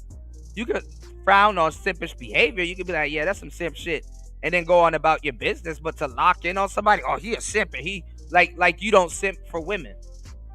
Like you've never simped before. Like he's not supposed to take care of a woman that got his baby in her stomach, that he already has a kid with. And then you don't even know if he's taking care of those white kids or not. He could be cordial with those white kids and she's co-parenting with the father. Why do you need to know all of that? Cooley's not even a celebrity. But see, the manosphere, before you're about to blow up, you're going to go under scrutiny and hate. Cooley's about to blow up. The manosphere fumbled the plumber guy. He's blowing up. He on no jumper now. The manosphere fumbled Brandon Jamal. He don't need the manosphere. And if he's smart, he'll get the hell away from O'Shea because O'Shea will hate on him. The manosphere hated on Kevin Samuels when he was running around being a Poindexter and actually spitting some real shit to a certain degree. And until he changed his views, until he changed his look and everything and blew up, then the manosphere wanted to start running behind him.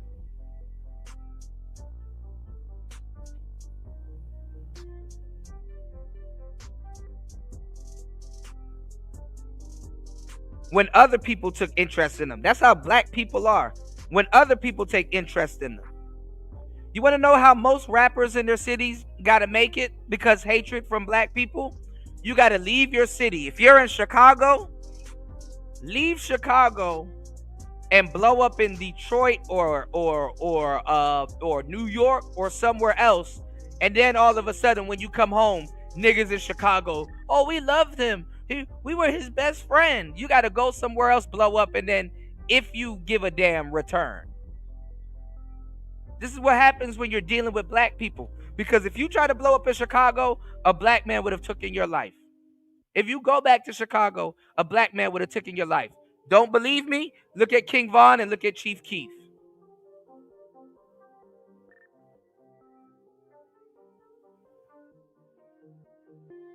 Like, you got examples.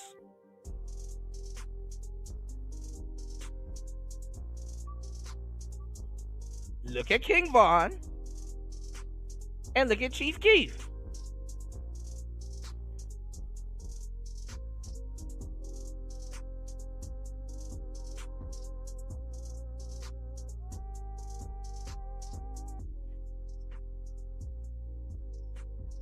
So you got two people right here faking it up and grifting off of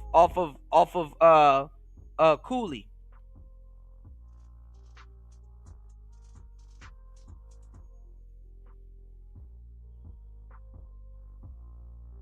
Let's go. Being exposed, and I hope more people get exposed for saying one thing on the internet and living a whole complete entire lie. And both of y'all, O'Shea and Courtney, says one thing on the internet and they're living a whole complete entire lives. I don't see y'all pressuring O'Shea to put a camera on some of the prostitutes that he's sleeping with.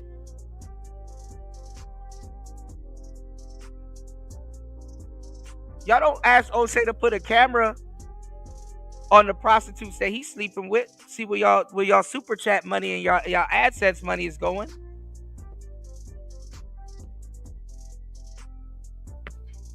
I don't see that happening. But let's keep going.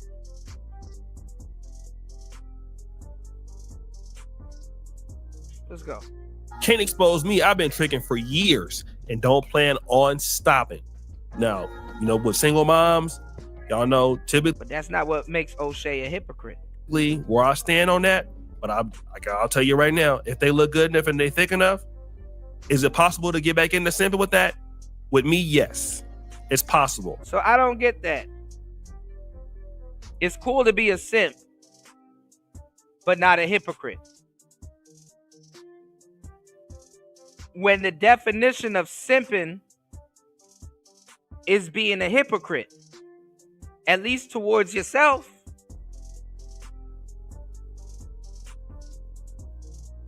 Is the definition of being a hypocrite, at least towards yourself.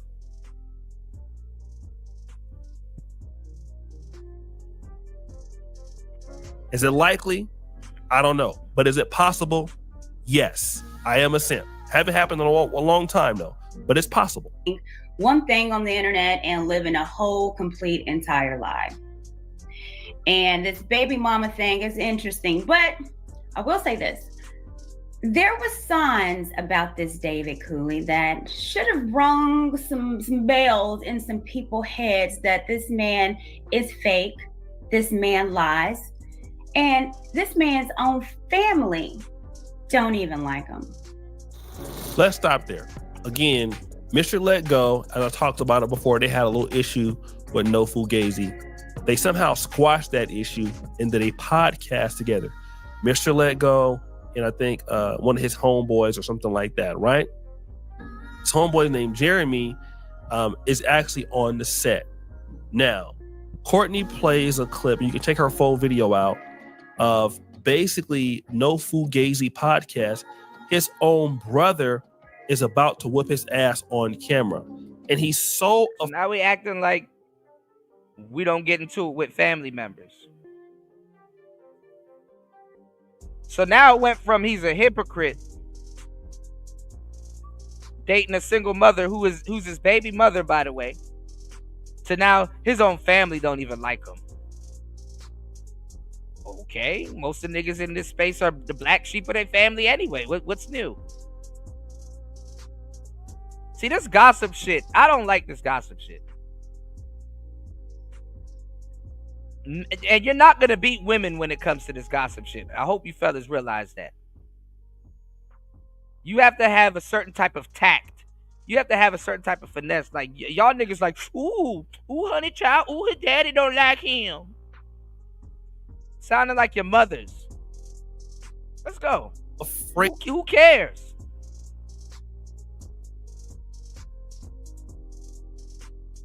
I get into it with my homeboys sometimes and we about to beat each other's ass. You get into it with your family. I get into, man, nigga, you know how much siblings I don't fight, nigga? That's like somebody said, ooh, he not on good terms with his daddy right now. Yes, that happens. It's called the relationship. Ooh, he not on good terms with his grandma right now. Ooh, his auntie don't like him. Who cares? Yes, you beef with your family members. Especially if both of y'all stubborn. Ooh, his uncle think he need to do this, or his uncle think yes. Hell, me and my mama almost got into a shootout one time. It's called having family, bro. It happens. Thanksgiving. Dude, who cares? One of your family members almost flipped the table with the turkey on it last night. Who cares?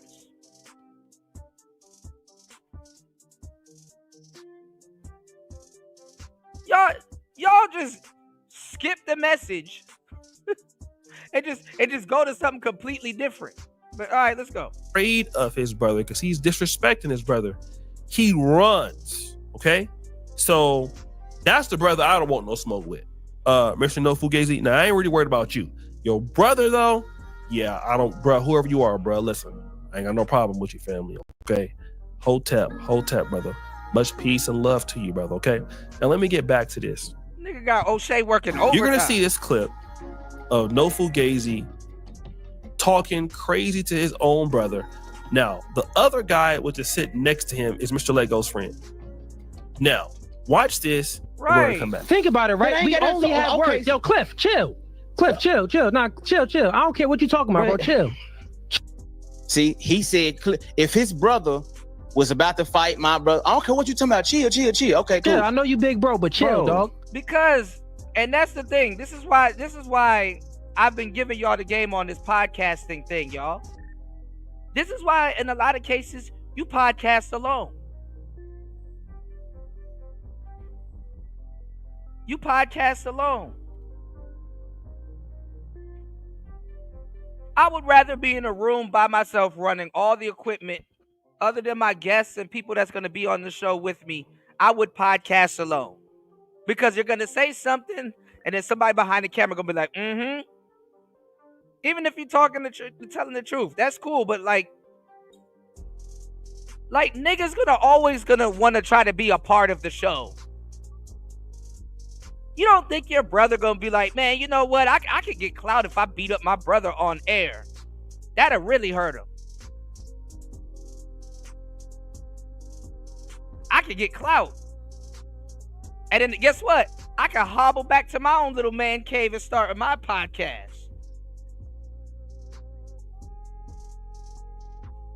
That's what people do.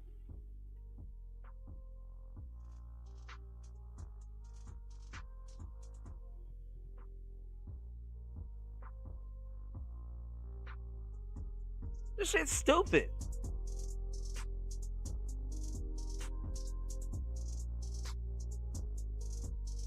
It's like, nigga, all right, listen. I paid you to be here to hold this fucking camera. You don't have to speak. That's why, like, after a while, y'all go look at Fresh and Fit. The show is Fresh and Fit. Why is the nigga on the switchboard on camera?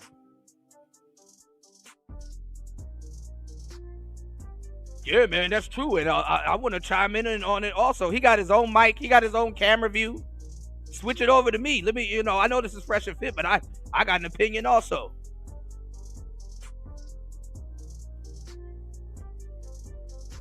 It's like, no, they wasn't talking to you. They're here because of us.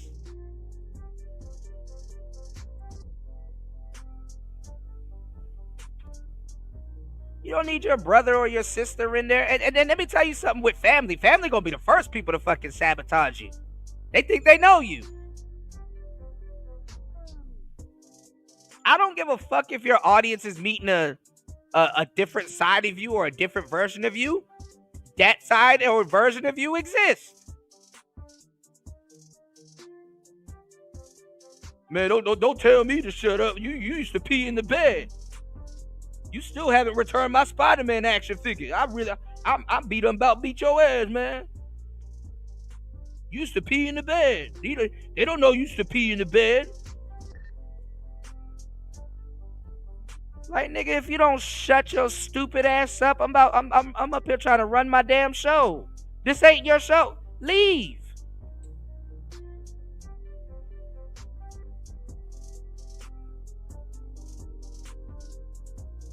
Why you think No Jumper is falling apart? Like, who are these niggas?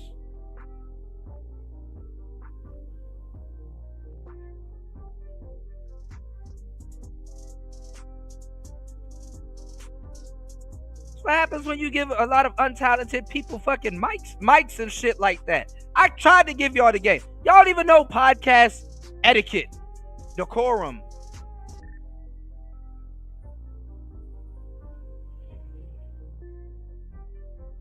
That's why I stopped telling, that's why I'm gonna just reach out to a different audience in a lot of cases other than the real people here. This is why I stopped telling y'all shit, because guess what? Why even mention it to y'all? Y'all gonna, oh, Cooter, you bugging again. All right. Y'all say the same fucking shit every year. Oh, Cooter, you're crashing out. And then all y'all gotta do is just say I'm crashing out to get out of saying, oh, damn, you actually was right about that. Damn, that actually turned out to be true. What's going on, UFO? Happy Thanksgiving to you and yours, man. Yep, instead of saying, Kuda, you was right. Let's just change the subject. Act like it didn't happen. And then tell Kuda he's delusional and he's crashing out.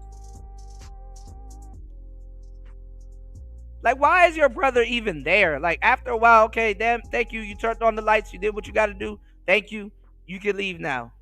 I'll call you and go get some lattes or something. Like, you know, go grab us a sandwich or something. All this talking is making us hungry.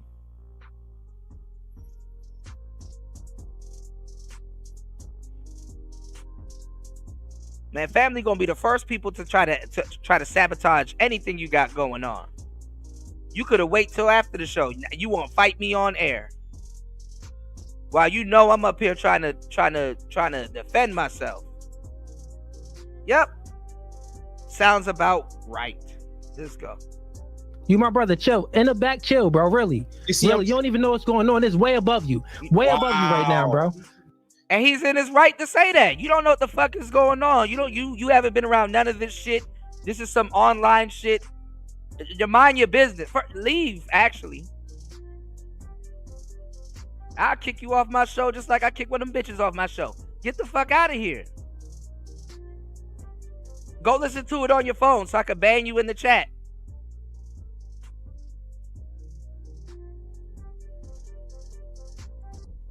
Half these new people coming into the fucking conversation don't even know what the fuck's going on. Let's go. Way That's disrespectful, bro. It's way above you. He trying to call his own brother dumb, bro, and that's why his brother got mad. Yeah. If his brother was just okay, and his brother was in the wrong. Cooley was in the right. Yo, bro, just go for real, because you're speaking on some shit you're uninformed of. And you actually making it worse. You're speaking on some shit you're uninformed of. Gone are the days where niggas don't know shit, they shut up.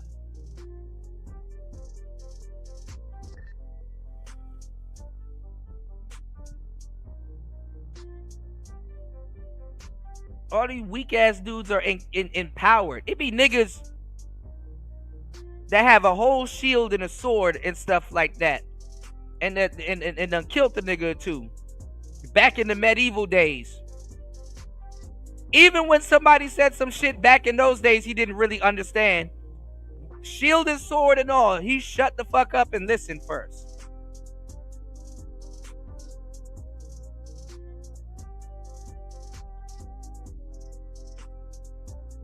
But now you gotta argue with other weird niggas. How you gonna tell me? I used to listen to Kevin Samuels too. I already know. You don't even live by what you talking. Like, what? Can you just go somewhere, man? Go somewhere. I'm trying to save the world and you're in my way. Go somewhere. You're talking on something that like, that's the worst shit ever. Somebody's interrupting you. Don't know what the fuck they're talking about. Acting stupid. First of all, before they can even jump into the conversation, you gotta talk about history, get them up to speed for them to be like, oh, okay, I see what you're doing now.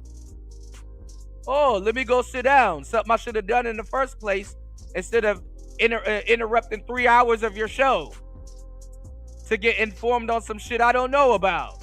Okay. Disagreeing with what he was saying, which prompted him to say, bro, you don't know what you're talking about, bro. It's way above you. It's way above you. Then set his brother off. How was his brother finna beat me and my brother up? Now watch when his brother walked toward the camera. It's a quick shot, but he took it off me so fast that I'm still sitting there chilling. He's not, how he gonna beat my brother? He finna beat my brother up, but he walking towards you finna fight you. Let's see. Let's see now. Bro, I don't care about none of that. Let this rock, bro. Chill. You in the back, chill. Throw the camera on me. We gotta end it right here. So at the end of the day, right now, we about to end the podcast because it's whatever it is. That nigga suck. Look, somebody said I was quiet. Yeah, because he ain't talking to me. He ain't talking. Now, look at Mr. Let Go, clout chasing. And look at a guy that was sitting on the couch on No Fugazi's podcast on Mr. Let Go's show, Clout Chasing. And I'm wondering, why are these niggas just picking on Cooley like this? It's that white woman. Let's go. Talking to him, why he gonna say something? Why? I need to help him. Yeah, his brother about to beat his ass. I ain't gonna say nothing to anything. do with me. I want to look at the show. Look, my arm never moved, bro.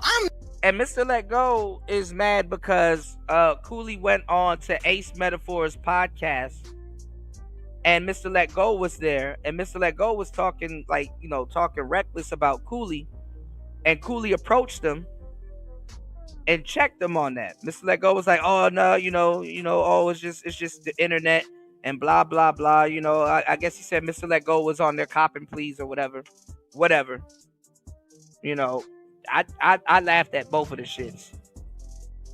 So Mr. Let Go, the reason why Mr. Let Go was doing this and finding certain people and getting them on his show is to be like, oh, well, Cooley tried to act like he pulled up on me like he on some gangster shit. And he ain't even really on some gangster shit like that, because look, his brother was about to beat his ass, but he was acting like he was about to beat my ass. It's like that type of shit. Same old nigga shit.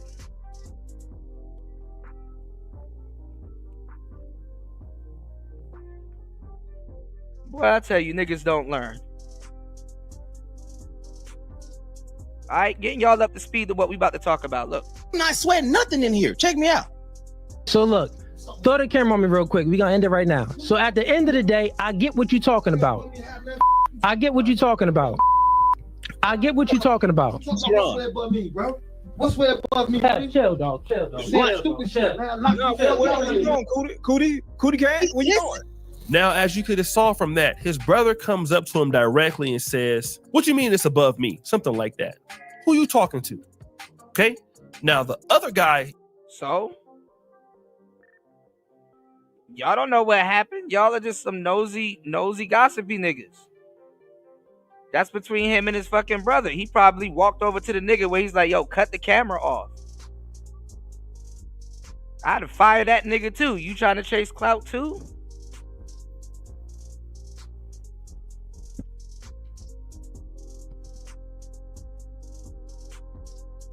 That's some bitch ass shit. I hate when a nigga get on the fucking camera and then try to act like something completely different. On a show that ain't even his. And then we'll go over to your competition talking about some, yeah, man,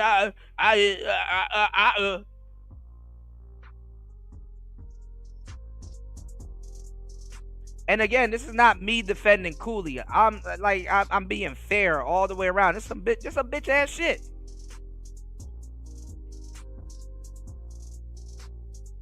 You don't even have an audience. Sad to say, if Cooley goes on his show by himself, he will have some viewers. You will be in a chat room talking to yourself. Or 4 people. It's your world, man. Sitting next over there by Mr. Cooley. He's not worried because the guy man is worried about him. Hold on, damn, I need to check Mr. the chat. Fugazi. Speaking of chat, man, happy Thanksgiving to everybody in the chat. What's going on, Insane One? What's going on, Ghost Man? Insane One said, "Let Go gets on my nerves so much. A clock can be right twice a day, but that nigga is a clock. A clock can be right twice a day. That nigga is that clock." Right. You say he be trying to poach women. He be trying to poach women who are cool to come up on panels from DJ Hamp. Yeah, Mr. Let Go be doing some fugazi shit for the sake of today's show. Yeah, his own brother wanted to assault him live on air. That shit is weak, bro. His brother could have been like, "Man, yo, hey, look, out of respect, turn that camera off real quick. And then we'll duke this out somewhere else." That's some bitch ass shit. Yeah, your family gonna be the first people to try to destroy you. Absolutely. Your family gonna be one of the first people to try to sabotage anything you got going on.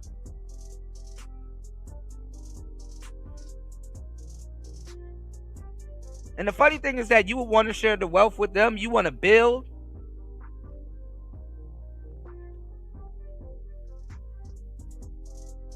Remember, blood ain't always thicker than water, bro. You got something else called oil. And oil is used to lube a well-working machine. Pause. I know somebody gonna make a Diddy joke. Baby oil joke.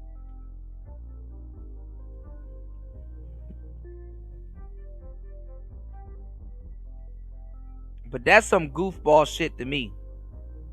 I don't give a flying fuck. This is why you do your podcast by your fucking self. If you have to. You do your podcast, but yeah, Cain and Abel type shit. Absolutely. That perfectly explains it. Yeah, you do your podcast by your fucking self. You can't trust no fucking fan, man. Get the fuck out of here.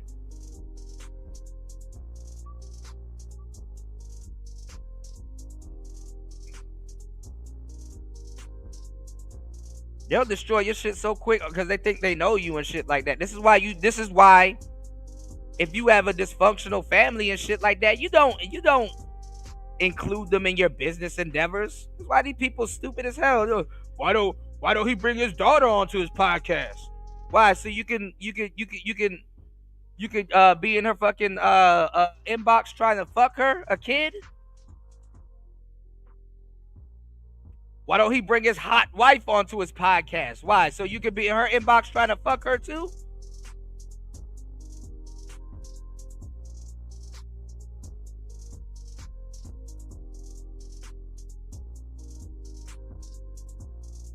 He on his TikTok with his people. That's all you need. I don't need to, man. I could care less about what his brother does. I could care less about two brothers about to fight. That's what siblings do. I'm not about to hobble back onto my show and be like, man, his family don't even like him. How you know that? I don't like people that do exposed content. Remember, I've been telling y'all this for a long time, even with Mike TV and all these other people. I don't like these exposed people. These exposed people are the worst people. Exposed channels are the worst people on the planet because later on they get exposed. After a while, Duke and Don gonna get exposed. After a while, LTTV gonna get exposed. When you structure your content around exposing people, when some idiot wakes up and be like, what about your auntie? What about your life? Since we your wolves gonna turn on you.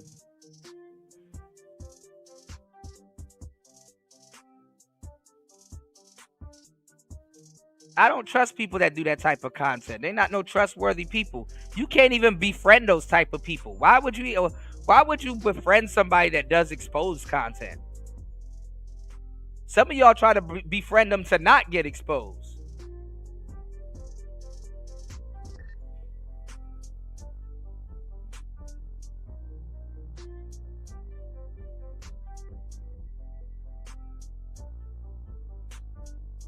I don't fuck with that exposed bullshit. That's some goofy ass shit. Just take the message and go on about your fucking life, bro. That exposed shit is goofy. You wanna know why? You don't even know if that nigga around you just trying to gather information or truly your friend or trying to help you. As an adult, why would you even put yourself in that situation? I thought we grew out of that shit as kids. I'm okay with being alone. Fuck it. If I gotta worry about the nigga on my soundboard snitching on company secrets or who the fuck I'm dating and incidents that happen with me and some wayward ass bitch that he don't know about, that he's probably jealous of me for dealing with anyway, or he believes I took her from him or some other shit, then nigga I will work my own sound. This is the independence I was trying to give y'all when I was giving y'all the game on the fucking equipment. Why don't you learn how to use a roadcaster so you don't have to pay this jackass over here that keeps wanting to interjecting every time you say something on your fucking show. And it's like, you know what, nigga? You keep talking. Here we go. We're going to put a mic and a camera on you for 2 hours. You run the show.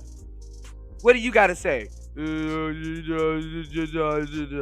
just going to repeat something I heard you say. And then I'm going to repeat something I heard somebody else say. And then I'm just gonna, you know, try to do my own podcast, because now being here, running your show, I think it's easy, and I think you should be doing it for free. I don't even know why you ask for support. Oh, I forgot you gotta pay me and all this other shit going on and maintain equipment and stuff. But I think I could be you now. I think I could be you now. Anybody can just talk in front of a microphone, and I could be you now. That's how these people are. Oh, bum ass dudes. Oh, I'm trying to be your friend type nigga, but don't know how, so I'm gonna pretend like I'm a fan ass nigga. I don't like that. Be genuine. How about that? You could just be yourself.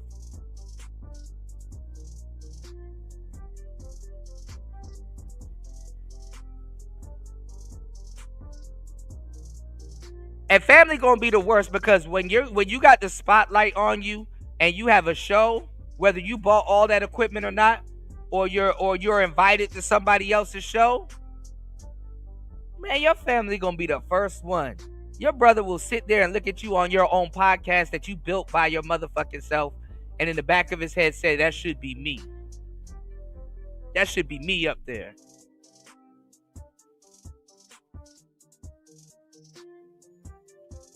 And let's say Cooley tried to teach him. He didn't want to listen. Oh, jealous ass nigga. You didn't want to listen. Oh, so you're not going to listen to me on how to start a podcast, but you're going to try to sabotage what I've built because you want to be me. And you didn't listen. And you want to know what's the fucked up part? Let me tell you something, because I know this all too well. With friends, family, and other people that I gave the game to. Nigga, I'm dropping gems on you. You're not even listening. Because you think, oh, well, you're my brother. How much can you know? Okay, I'll show you how much I know. 100 people in the box right now. Soaking up all this game, soaking up all this wisdom, and fucking benefiting off of it. And they're appreciative.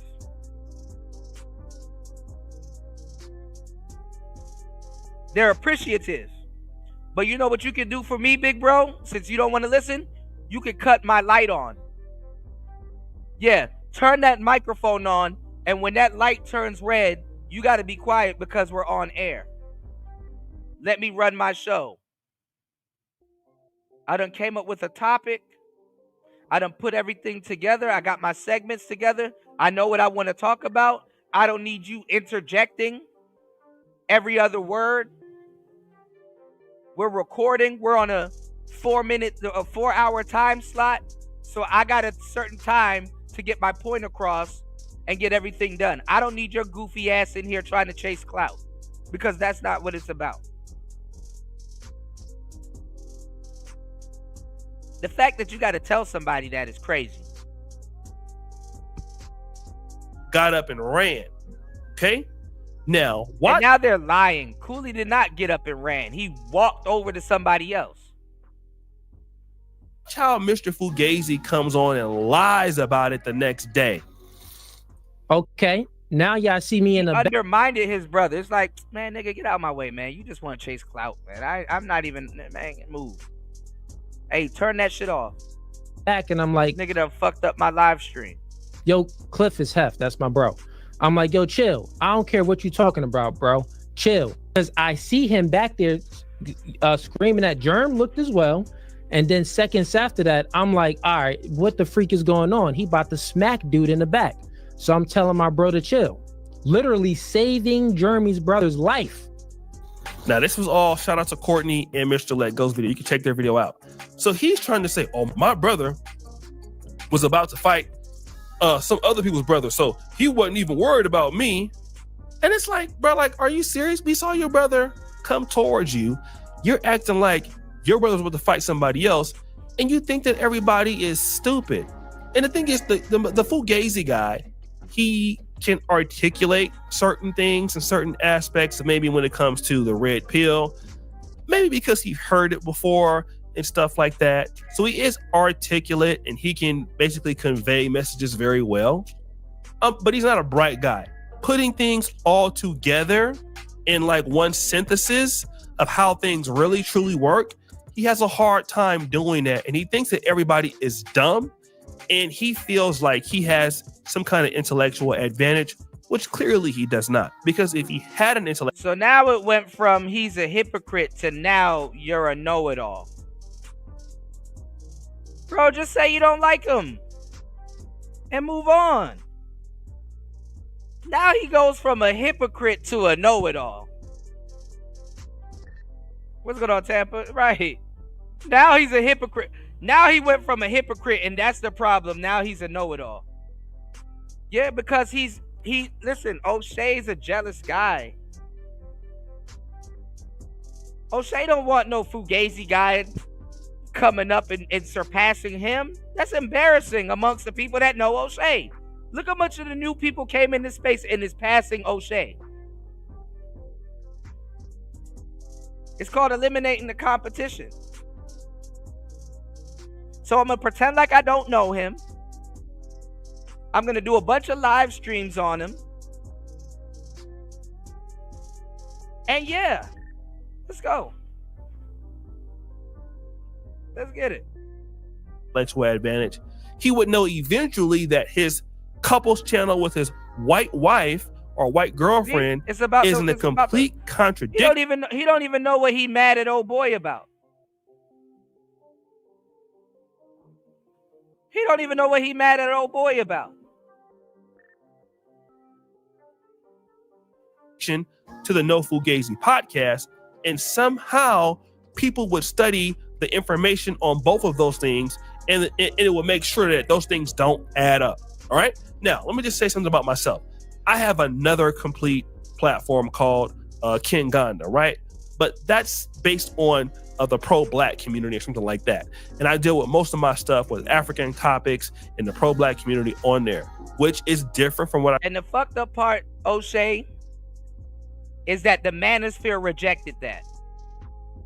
You were trying to get Manosphere dudes to talk to Ugandan women and bald-headed women with Jim Jones cornrows under they wig and shit.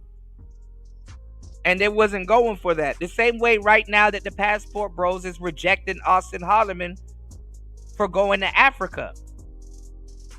So you did the right thing by telling dudes, hey, you know, Africa's popping. Africa's where it's at. Y'all should come over there. They're not going over there.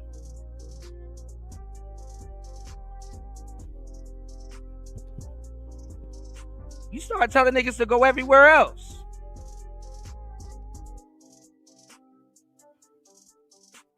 And then you fake pro-black.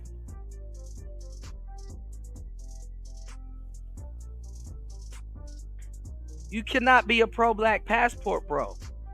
It don't work like that. I know how it works, but I'm not going to keep saying how it works so y'all can just copy me. It don't work like that.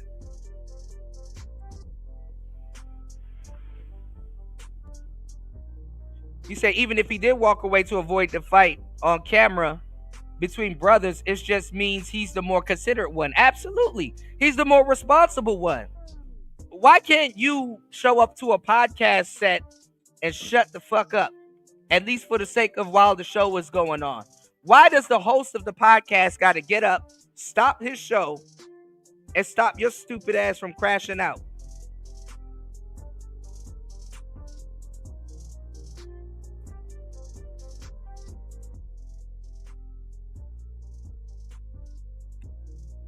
Your brother hasn't said, hey, man, This my brother's show. Like take that shit outside.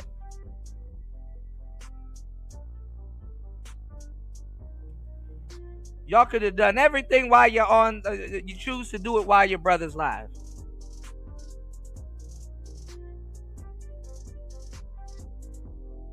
Whole shit and some more shit, man. I do on my main channel here, but obviously there's not much contradiction to how I feel overall about being a pro-black. It's the same. However, that's not the case for the Mr. No Fugazi. Bro, being a pro-black passport bro is a direct contradiction. You can't talk about contradiction and hypocrisy and you're a pro-black passport bro. So let me help you out. You're not teaching niggas to move to Africa. Most of y'all pro-black dudes don't want to move to Africa. If you're pro-black, especially American pro-black, ADOS or FBA, you can't move to Africa. You can visit Africa, but you got to come back. And you can be pro-black and date a black woman there, but you got to bring her back. Or even Afro-Latina, you got to bring them back. Because being a pro-black also insinuates that you are a patriot.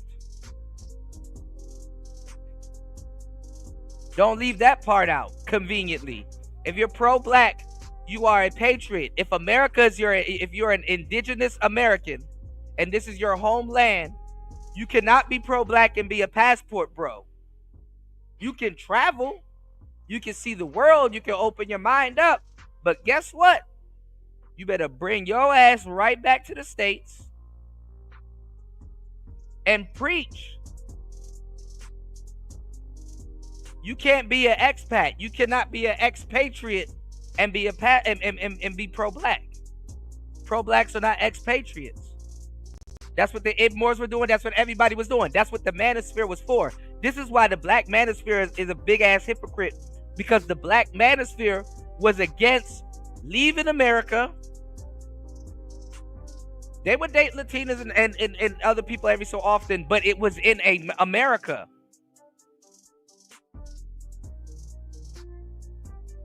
And it was about learning how to work it out with the sisters.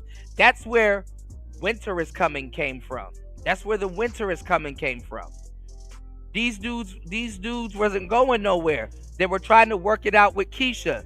They will sit around until Keisha's going through hard times and come knocking on their door. That's how they deserve their women. They wanted to get Keisha when she's suffering and when she's in a position where she's in dire need of them.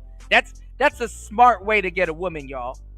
These are the guys y'all are listening to. That's a smart way to get a woman. Get a woman when she's on her last breath.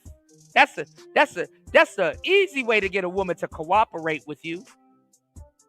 That's desperation. I wouldn't even close my eyes around a woman that resents me like that. That's how you can tell who gets women and who doesn't. But y'all continue to feed yourself with this bullshit and then say somebody like me that's giving y'all some real game,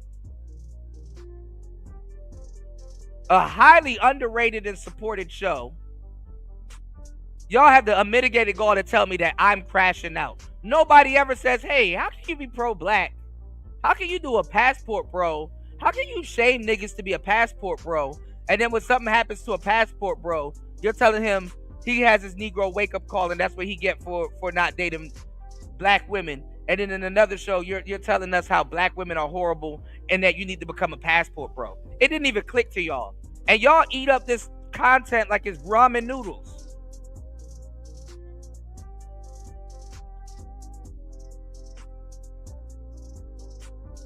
Common sense.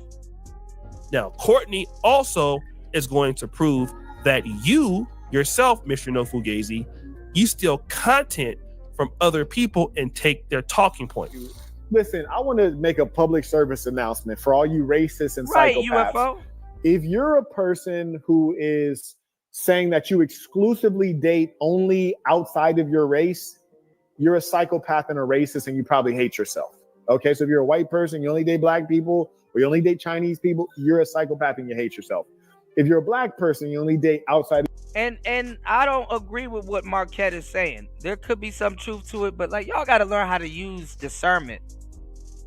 Cause now y'all gurus that y'all like to listen to is telling you now, because of this situation that they're playing favorites with, that you can't have a preference. If you're a white woman and you prefer a black man and you've been around black men and that's what you feel more comfortable around, that's your preference.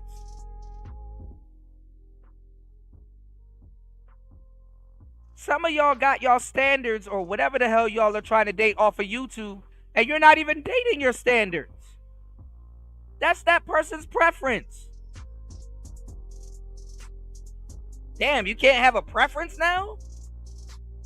Your race, you're probably a psychopath and you hate yourself. Any person that only dates outside their race, they have a problem. They have a problem with self-hate, and they're probably a little racist. Not necessarily true. Go outside a little bit, man. Is against their own race. So yeah, don't be like one of those type of guys that only date outside your race. Black. So he's 12% of the population. 60% of the country is white, majority. So the likelihood that a black person would date out of their race is fairly high, just statistically speaking. That doesn't mean that the white woman would be dating out of her race at the same rate. The thing is, white people are 60% of the population, and I think black people are like 20% of the population. So it's more probable for someone to date out their race anyway, because there's more white people. So even with people coming over from other countries, the probability is higher of them to date a white person anyway, just because there's more white people, there's more white chicks. Stop being racist. Like, that's the thing. Now, that is the saint in the sinner who was coming to his defense, giving some statistics about 60% white, something black, and stating his own opinion. No fugazi, whether those statistics are 100% correct, it doesn't matter. You took exactly verbatim what the saint and sinner said as if it was your own material. Basically, and now all of a sudden you're mad because he's stealing content. Now all of a sudden y'all are mad because he's stealing content. Here we go. Remember, I told y'all I brought it to these niggas' attention that the talking points are for why aren't the talking points for everybody now? He can literally say what Satan Sinner said verbatim. So the talking points are for everybody, remember? Bro, man, I tell y'all, I'm 2 to 3 years ahead of y'all, man. This shit crazy, man. Meeting now all of a sudden, he's regurgitating talking points. Plagiarism on somebody that you consider as a friend. Because when I heard the saint and the sinner come to your defense, I saw the comment section. You know, some of his people were disagreeing with him, but he's trying to stand up for you in a good way, the best way he can. Really, he don't really have too much he can stand on you with because of how you did what you did. But I can see he's trying to be a good friend the best way he can. He's like, all right, listen, man, my guy is in a situation. Let me do the best I can to help him out. Okay? That's what I feel he's trying to do. He's trying to be loyal to you. How do you repay that man? You go and completely take all of his talking points and doctor it up as your own, as if you had those thoughts, which you didn't. It's his thoughts. He said it. He originated those ideas, and you basically took that. So when you was dick riding Pearl, this idea didn't pop into your head?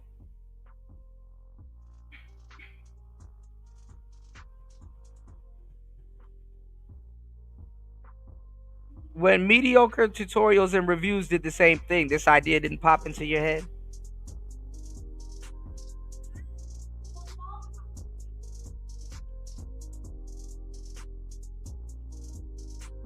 Now plagiarism is a problem. As your own. That's a great friend. Like, hey, the more you can hang around with folk, the more he hangs around you, the more you're going to take from him. He's going to call you up. What's going on, T?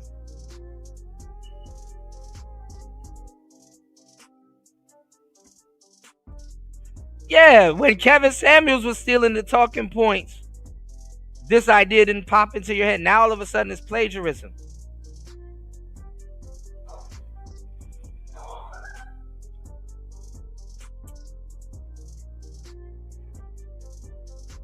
He said my brother had both his ex-wives make unsolicited advances my way when they were married. He also knows squaring up with me would be suicide mission for him. I'd walk away from right. I'm not even gonna lie, man. Y'all doing too much with this Cooley shit, man. Doing too much, man. Out on that too eventually if you keep doing it for that long. But I get it. I mean, dude's gonna have questions. I get it. You know, like and even people that I'm cool with, they going off on Cooley. But I'm like, look, hey man, look.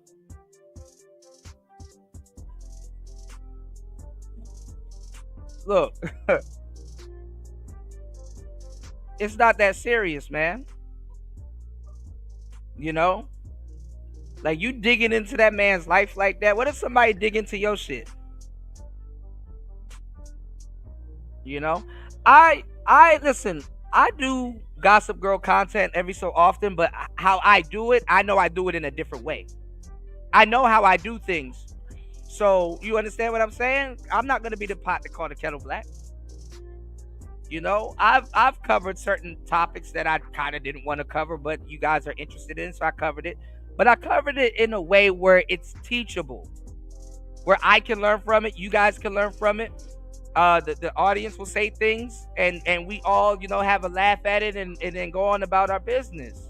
I don't harp on it. It's not like I don't know what's up with these people on the internet. It's like when somebody disagrees with you, it's like, man, fuck you and fuck your family and it's fuck you forever and I hope and I hope your hamster die and all this. Like, they start going ballistic. It's like, damn, dog, we just disagree on one little talking point for dating. Like, relax. Like, damn, my hamster, bro.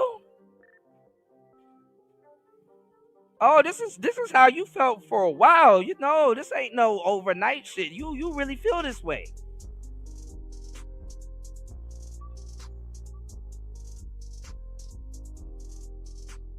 Oh, okay. Damn, okay. Like, I didn't know you had a knife in my back, my guy.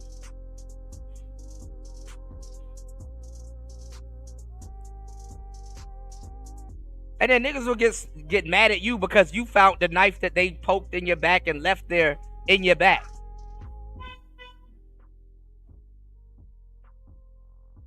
Yeah, man, you should just let me hate on you unsolicited. There should be no rebuttal. There should be no response because guess what? You did it to yourself.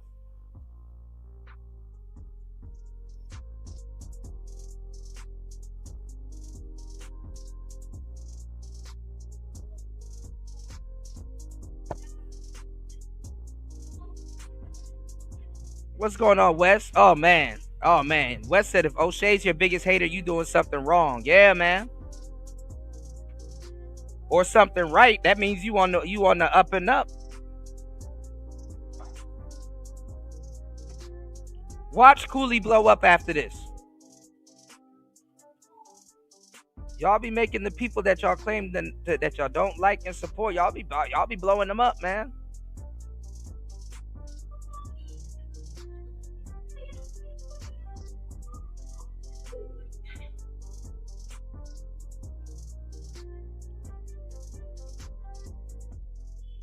That shit crazy, man. Happy Thanksgiving, everybody, and happy Black Friday. Y'all, please do me a huge favor and support the show. I'm not even gonna go too far in on this. Now, shout outs to Ty City. I fucks with Ty City. They were saying that Ty City wanted to go up there and talk to Cooley. I'm really not sure what for. It's kind of almost a week later. But I guess Ty got his stab in on Cooley. I didn't get a chance to see it. They said his microphone was blotting out. I keep telling y'all, I've been telling y'all for years, get a fucking XLR mic. Y'all don't want to hear me. So, you know, shout outs to my bro Ty City. I heard he went up there. And let's see how let's break that down. Let's see how that went. I mean, I don't know what you'll be calling him out on, but okay. Let's go. He had another smoke show, and that's the thing. Corny as he may be, no matter how much material he steals,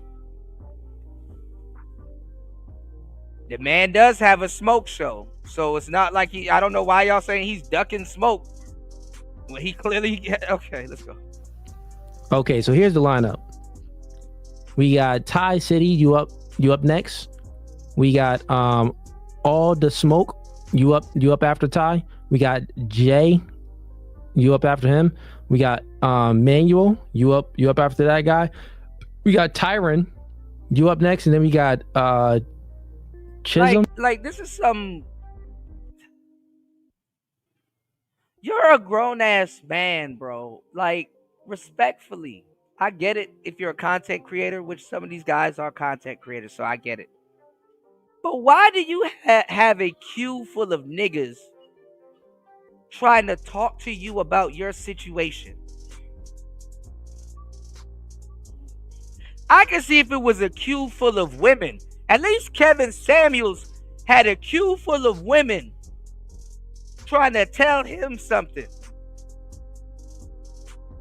Why are niggas lined up trying to tell you about yourself? Wes said niggas line up like they buying the first iPhone. Yeah, it's like Black Friday. Like y'all niggas sleeping outside of Kmart to get the new Jordans or the fucking PlayStation or something. And all of these niggas gonna say the same shit. Hopefully not. Hopefully Ty, I think Ty probably had some cool shit to say. So let's see what Ty got to say. But why are all of these niggas lined up? It's like, man, that's that man's situation. Even if, all right, let's say I'm wrong. Even if he was a big hypocrite, still, why? Why? What are we accomplishing here? Well, I guess that's how you say your name. Oh, he just left out. Okay, cool. So yeah, we got a few debates that we're gonna get into. Hopefully we can get to everybody. When I bring you up, please state your point of what you want to debate on. Haven't really had a real debate tonight. So hopefully we can get some real ones in. Welcome to No Fugazi Podcast. State your name, where you from. What's up, bro? Can you hear me? Well, I can hear you clear. State your name, where you from. I'm Ty City. I'm out of Dallas. What's up? What's going on? What you want to debate about? Well, I gotta debate you because you got single fathers out here looking crazy. I myself am a single father, and the way you laid out your premise for making an excuse to be a stepdad because you was a single father is just not it, bro. No one made an excuse. No one laid out anything. It's my life and my life decisions. I didn't tell anyone, right? Listen, clear. I never told anyone to follow my own personal life decisions, right? So as a man that has kids and you have full custody of your kid, choose to do whatever you want to do. If that best suits you, go ahead. Date a single mom. If it doesn't best suit you, don't date them. I've always said repeatedly on my podcast too, even if you have full custody of a kid, still do your due diligence and try not to date a woman with kids. So I always dive into the nuances. Yeah. I don't dive into the nuances like once exposures and stuff happens. Okay, so let's dive into it, man. Okay, so the exceptions to the rules, right? Okay. So here's what I want you to do. State your actual point of contention. Okay, and we're gonna get into it. Go ahead. Okay, my point of contention is for the exceptions, right? Even if you find an exceptional single mother, the children still have to go to the father. That's my premise. Because I really do believe in a patriarchal setup. I don't believe in these are her kids. Explain. I'm not sure what you explain. So what I think Ty is trying to say is that when you take on a woman with kids that is exceptionally patriarchal, meaning that Cooley has to take on her kids, which I've already went over this several times on Player Talk Radio alone, that these new age arrangements, I guess you could say, other than families, is you got a lot of women that aren't going to feel no type of way if you don't really take care of her and her kids. Like if she's like, yo, look, like a lot of do a lot of y'all even date single mothers? Like a lot of y'all are on like this whole Maury, like a lot of y'all are on this whole Maury, Jerry Springer, Ricky Lake type shit. It's like not all single mothers are fucking suffering and shit. Okay? Some of these women will straight up tell you, listen, I got kids, but like I'm out here dating. My kids are well taken care of. You like it's just me and you, honestly. You don't have to pitch in unless you want to with certain things. It's not a requirement for me. I co-parent with the father. He's not in the picture. You know, so I don't want that to be a burden on you. You know, I know that I know the baggage that I may, I know what could be considered baggage that I may have on me, but I'm going to try my best to be responsible and have that not be a burden on you. But I'm letting you know, so if sometimes I can't hang out or sometimes I can't go nowhere and do certain things, I'm letting you know I'm a responsible mother either way. That's it. There's a lot of women that's told me that. I wouldn't say that's 2%, Wes, but you know, the reason why dudes say not to date single mothers in the first place is because they know you're gonna run into that larger percent, or they know that that woman ain't gonna cut that type of deal for you. You know? Yeah, and I don't know how one man makes all stepfathers look bad, but we'll see what Ty is saying. But a lot of guys are getting into situations where they're like, I don't have to take on her kids. They come through, I say, hey, what's up? They know me, and I high-five them. I play the game with them a little bit, and then I go on about my business. Like, it's like, but why should that be our business? That's what I'm saying. You know? But anyway. You said even if you find a woman with kids, the kids still have to go to the father? What do you mean by that? Still got to go to the father. If you want to make an exception to the rule, she got to she got to give her children to the father. Okay. Because she got to those give are that the man's children to the father. Okay, so you're saying that this is I see what Ty is saying. She has to give her, like the father got to be the sole caretaker of the kids. Nah, it don't work like that, bro. I think Ty said that in my chat room too, and I said the same thing to him. It don't work like that, bro. Like all of a sudden I got a man, so now these are your kids. You got to have full time. Nah, it don't work like that, bro. Something how it should be. So if you're going to date a single mother, then how it should be, the only way you should date her is if the woman gives her kids to the father. Yes. Okay, now my question for you is, what if the father don't want the kids? What if he's dead? And again, that still doesn't make it your responsibility. No one said that. That's not the question. What if the father doesn't want the kids? What if she's a good woman? So we can put all of these little things in it, right? This is why these conversations is silly, because it's like subjective conversations. It's subjective, man. It's whatever you want to do. It's whatever you want.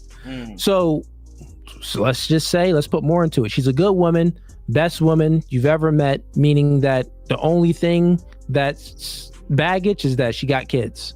Right, but every other thing it's like dag on every metrics: beauty, being submissive, following your lead, not being a whore, all of these things, being compliant, adding value outside of sex. She's doing everything. She's the full package, but she got kids. But guess what? The father don't want the. Some of y'all niggas don't even know where your fucking girlfriend is at. At least you know that motherfucker at home taking care of all them goddamn kids.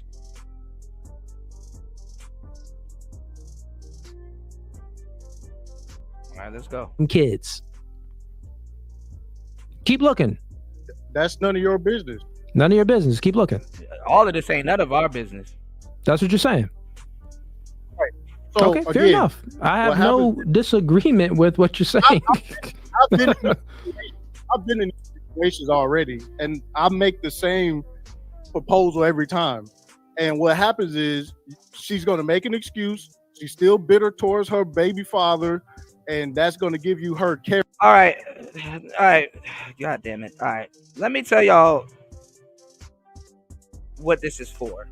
Because y'all, I don't even think y'all even understand what y'all are asking for. Y'all are trying to say that the mother should forfeit her kids to the father so you and her can have more time together. I think it's a dumb talking point, but it might make sense to a lot of people. I'm not gonna pry a woman's children away from her and say, hey, you're just so we're together, you know,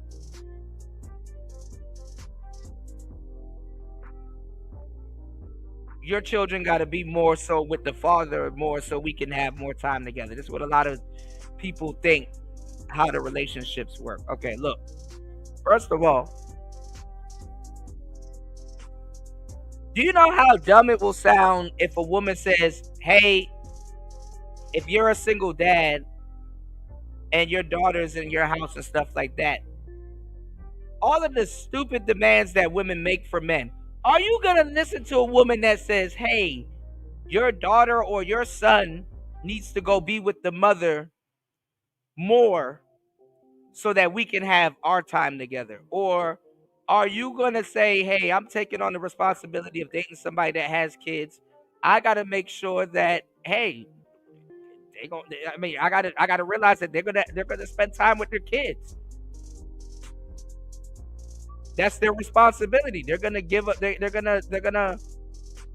have a situation that they have going on. Just as long as they handle it responsibly, and we can get our time in to do whatever we need, and it's not encroaching on anything, then that's cool. I'm not gonna make no ultimatum. Hey man, your grandma gotta have the kids 24/7 because I want to go to. I want to fuck. I want to go out. I want to do this. No, you realize you're dating somebody with kids. You put that on them to allocate their time better with the children. Hey, when they're off to school, be doing this. So when I come through, we can have this extra hour, or we can have this, or we can do this. I've dated a very beautiful Cuban woman, right? Very beautiful, model status, had 2 kids. Anytime I called this young lady up, she can hang out, she can do whatever, and I'm like, damn, we hanging out to the wee hours of the night, like basically like she's single, bad as hell. And I know she's an involved mother because all over her social media, she's painting with her kids. She's doing all kinds of stuff. Her kids are going out, back to school, all kinds of stuff. Like she's a full-time mother. And me and her hanging out, you know, every so often she probably call and check up on them and stuff like that and blah, blah, blah. But it was never, you know, and I'm respectful. I understand it. Yeah, you got kids, man. Yeah, you got to practice a little bit of patience. I didn't tell her, hey, man, your kids need to be with the baby daddy 24/7 and all that other. I thought the whole point was to keep the baby daddy out the picture. So at what point dating you does the woman goes to go see her kids? She got to go over her baby daddy house? But I don't know. I mean, that don't make sense to me, but it's a dialogue. So I definitely want to hear this conversation. You know? Character. The second thing is, if she's unable to give that man his children, you can end up in the same situation. Okay, so this isn't a debate. This is just a conversation about single moms. So it's a subjective. Let me just speak real quick. So you understand this conversation currently right now. I don't know you. Some of the other people that I let in, we chopping it up. I know these guys. Like, meaning that they came in before, I chopped it up with them. I even debated them before, but then we became cool because we agreed on a multitude of things and stuff like that. Right? I don't know you at all, right? With that being said, this conversation is subjective, right? It's not objective, meaning that it is subjective, bro. It's subjective. What may not work for you could work for someone else. What you don't accept, another man in his certain circumstances and his experiences that he has with a single mom, it just may be what's best for him, right? So this is all subjective. This is why when I speak, right, we speak objective. In general, we give the general senses, and then there's always exceptions to the rule. You're shaking your head. What don't you understand? Okay, so you're making those are another man's children. There's no way around that. Bro, we know everything. There's so many things. Listen, bro, there's a study that came out that even said this, which I even argue and I tell men, listen, bro, if a chick had kids with another man, bro, that DNA is encoded. Those children DNA. And this is where he don't even know what he's trying to say. Now, hold on. Let's see who really listens to Player Talk Radio in the chat. What did I tell you? What is he horribly explaining? Because he didn't steal enough. What is he horribly explaining what I've told y'all multiple times? What is he trying to explain? With the DNA still circulating in the mother. And remember, when y'all were trying to ask me and try to pick my brain about the Russell Wilson and Sierra and stuff like that, and I gave y'all a detailed explanation what happened. What is the word that I tell y'all all the time, and I have a word for it, and this is what he's failing to say. What's the word I tell y'all? Somebody put it in the chat. What's the word that I tell y'all all the time? It starts with an M. See, when y'all steal too much, y'all don't even know what the hell y'all stealing. Don't even know what's the word that I tell y'all?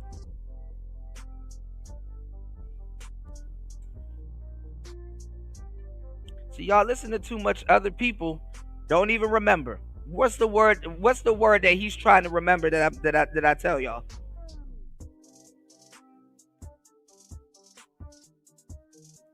There you go. Thank you, Life. Now you said it wrong, but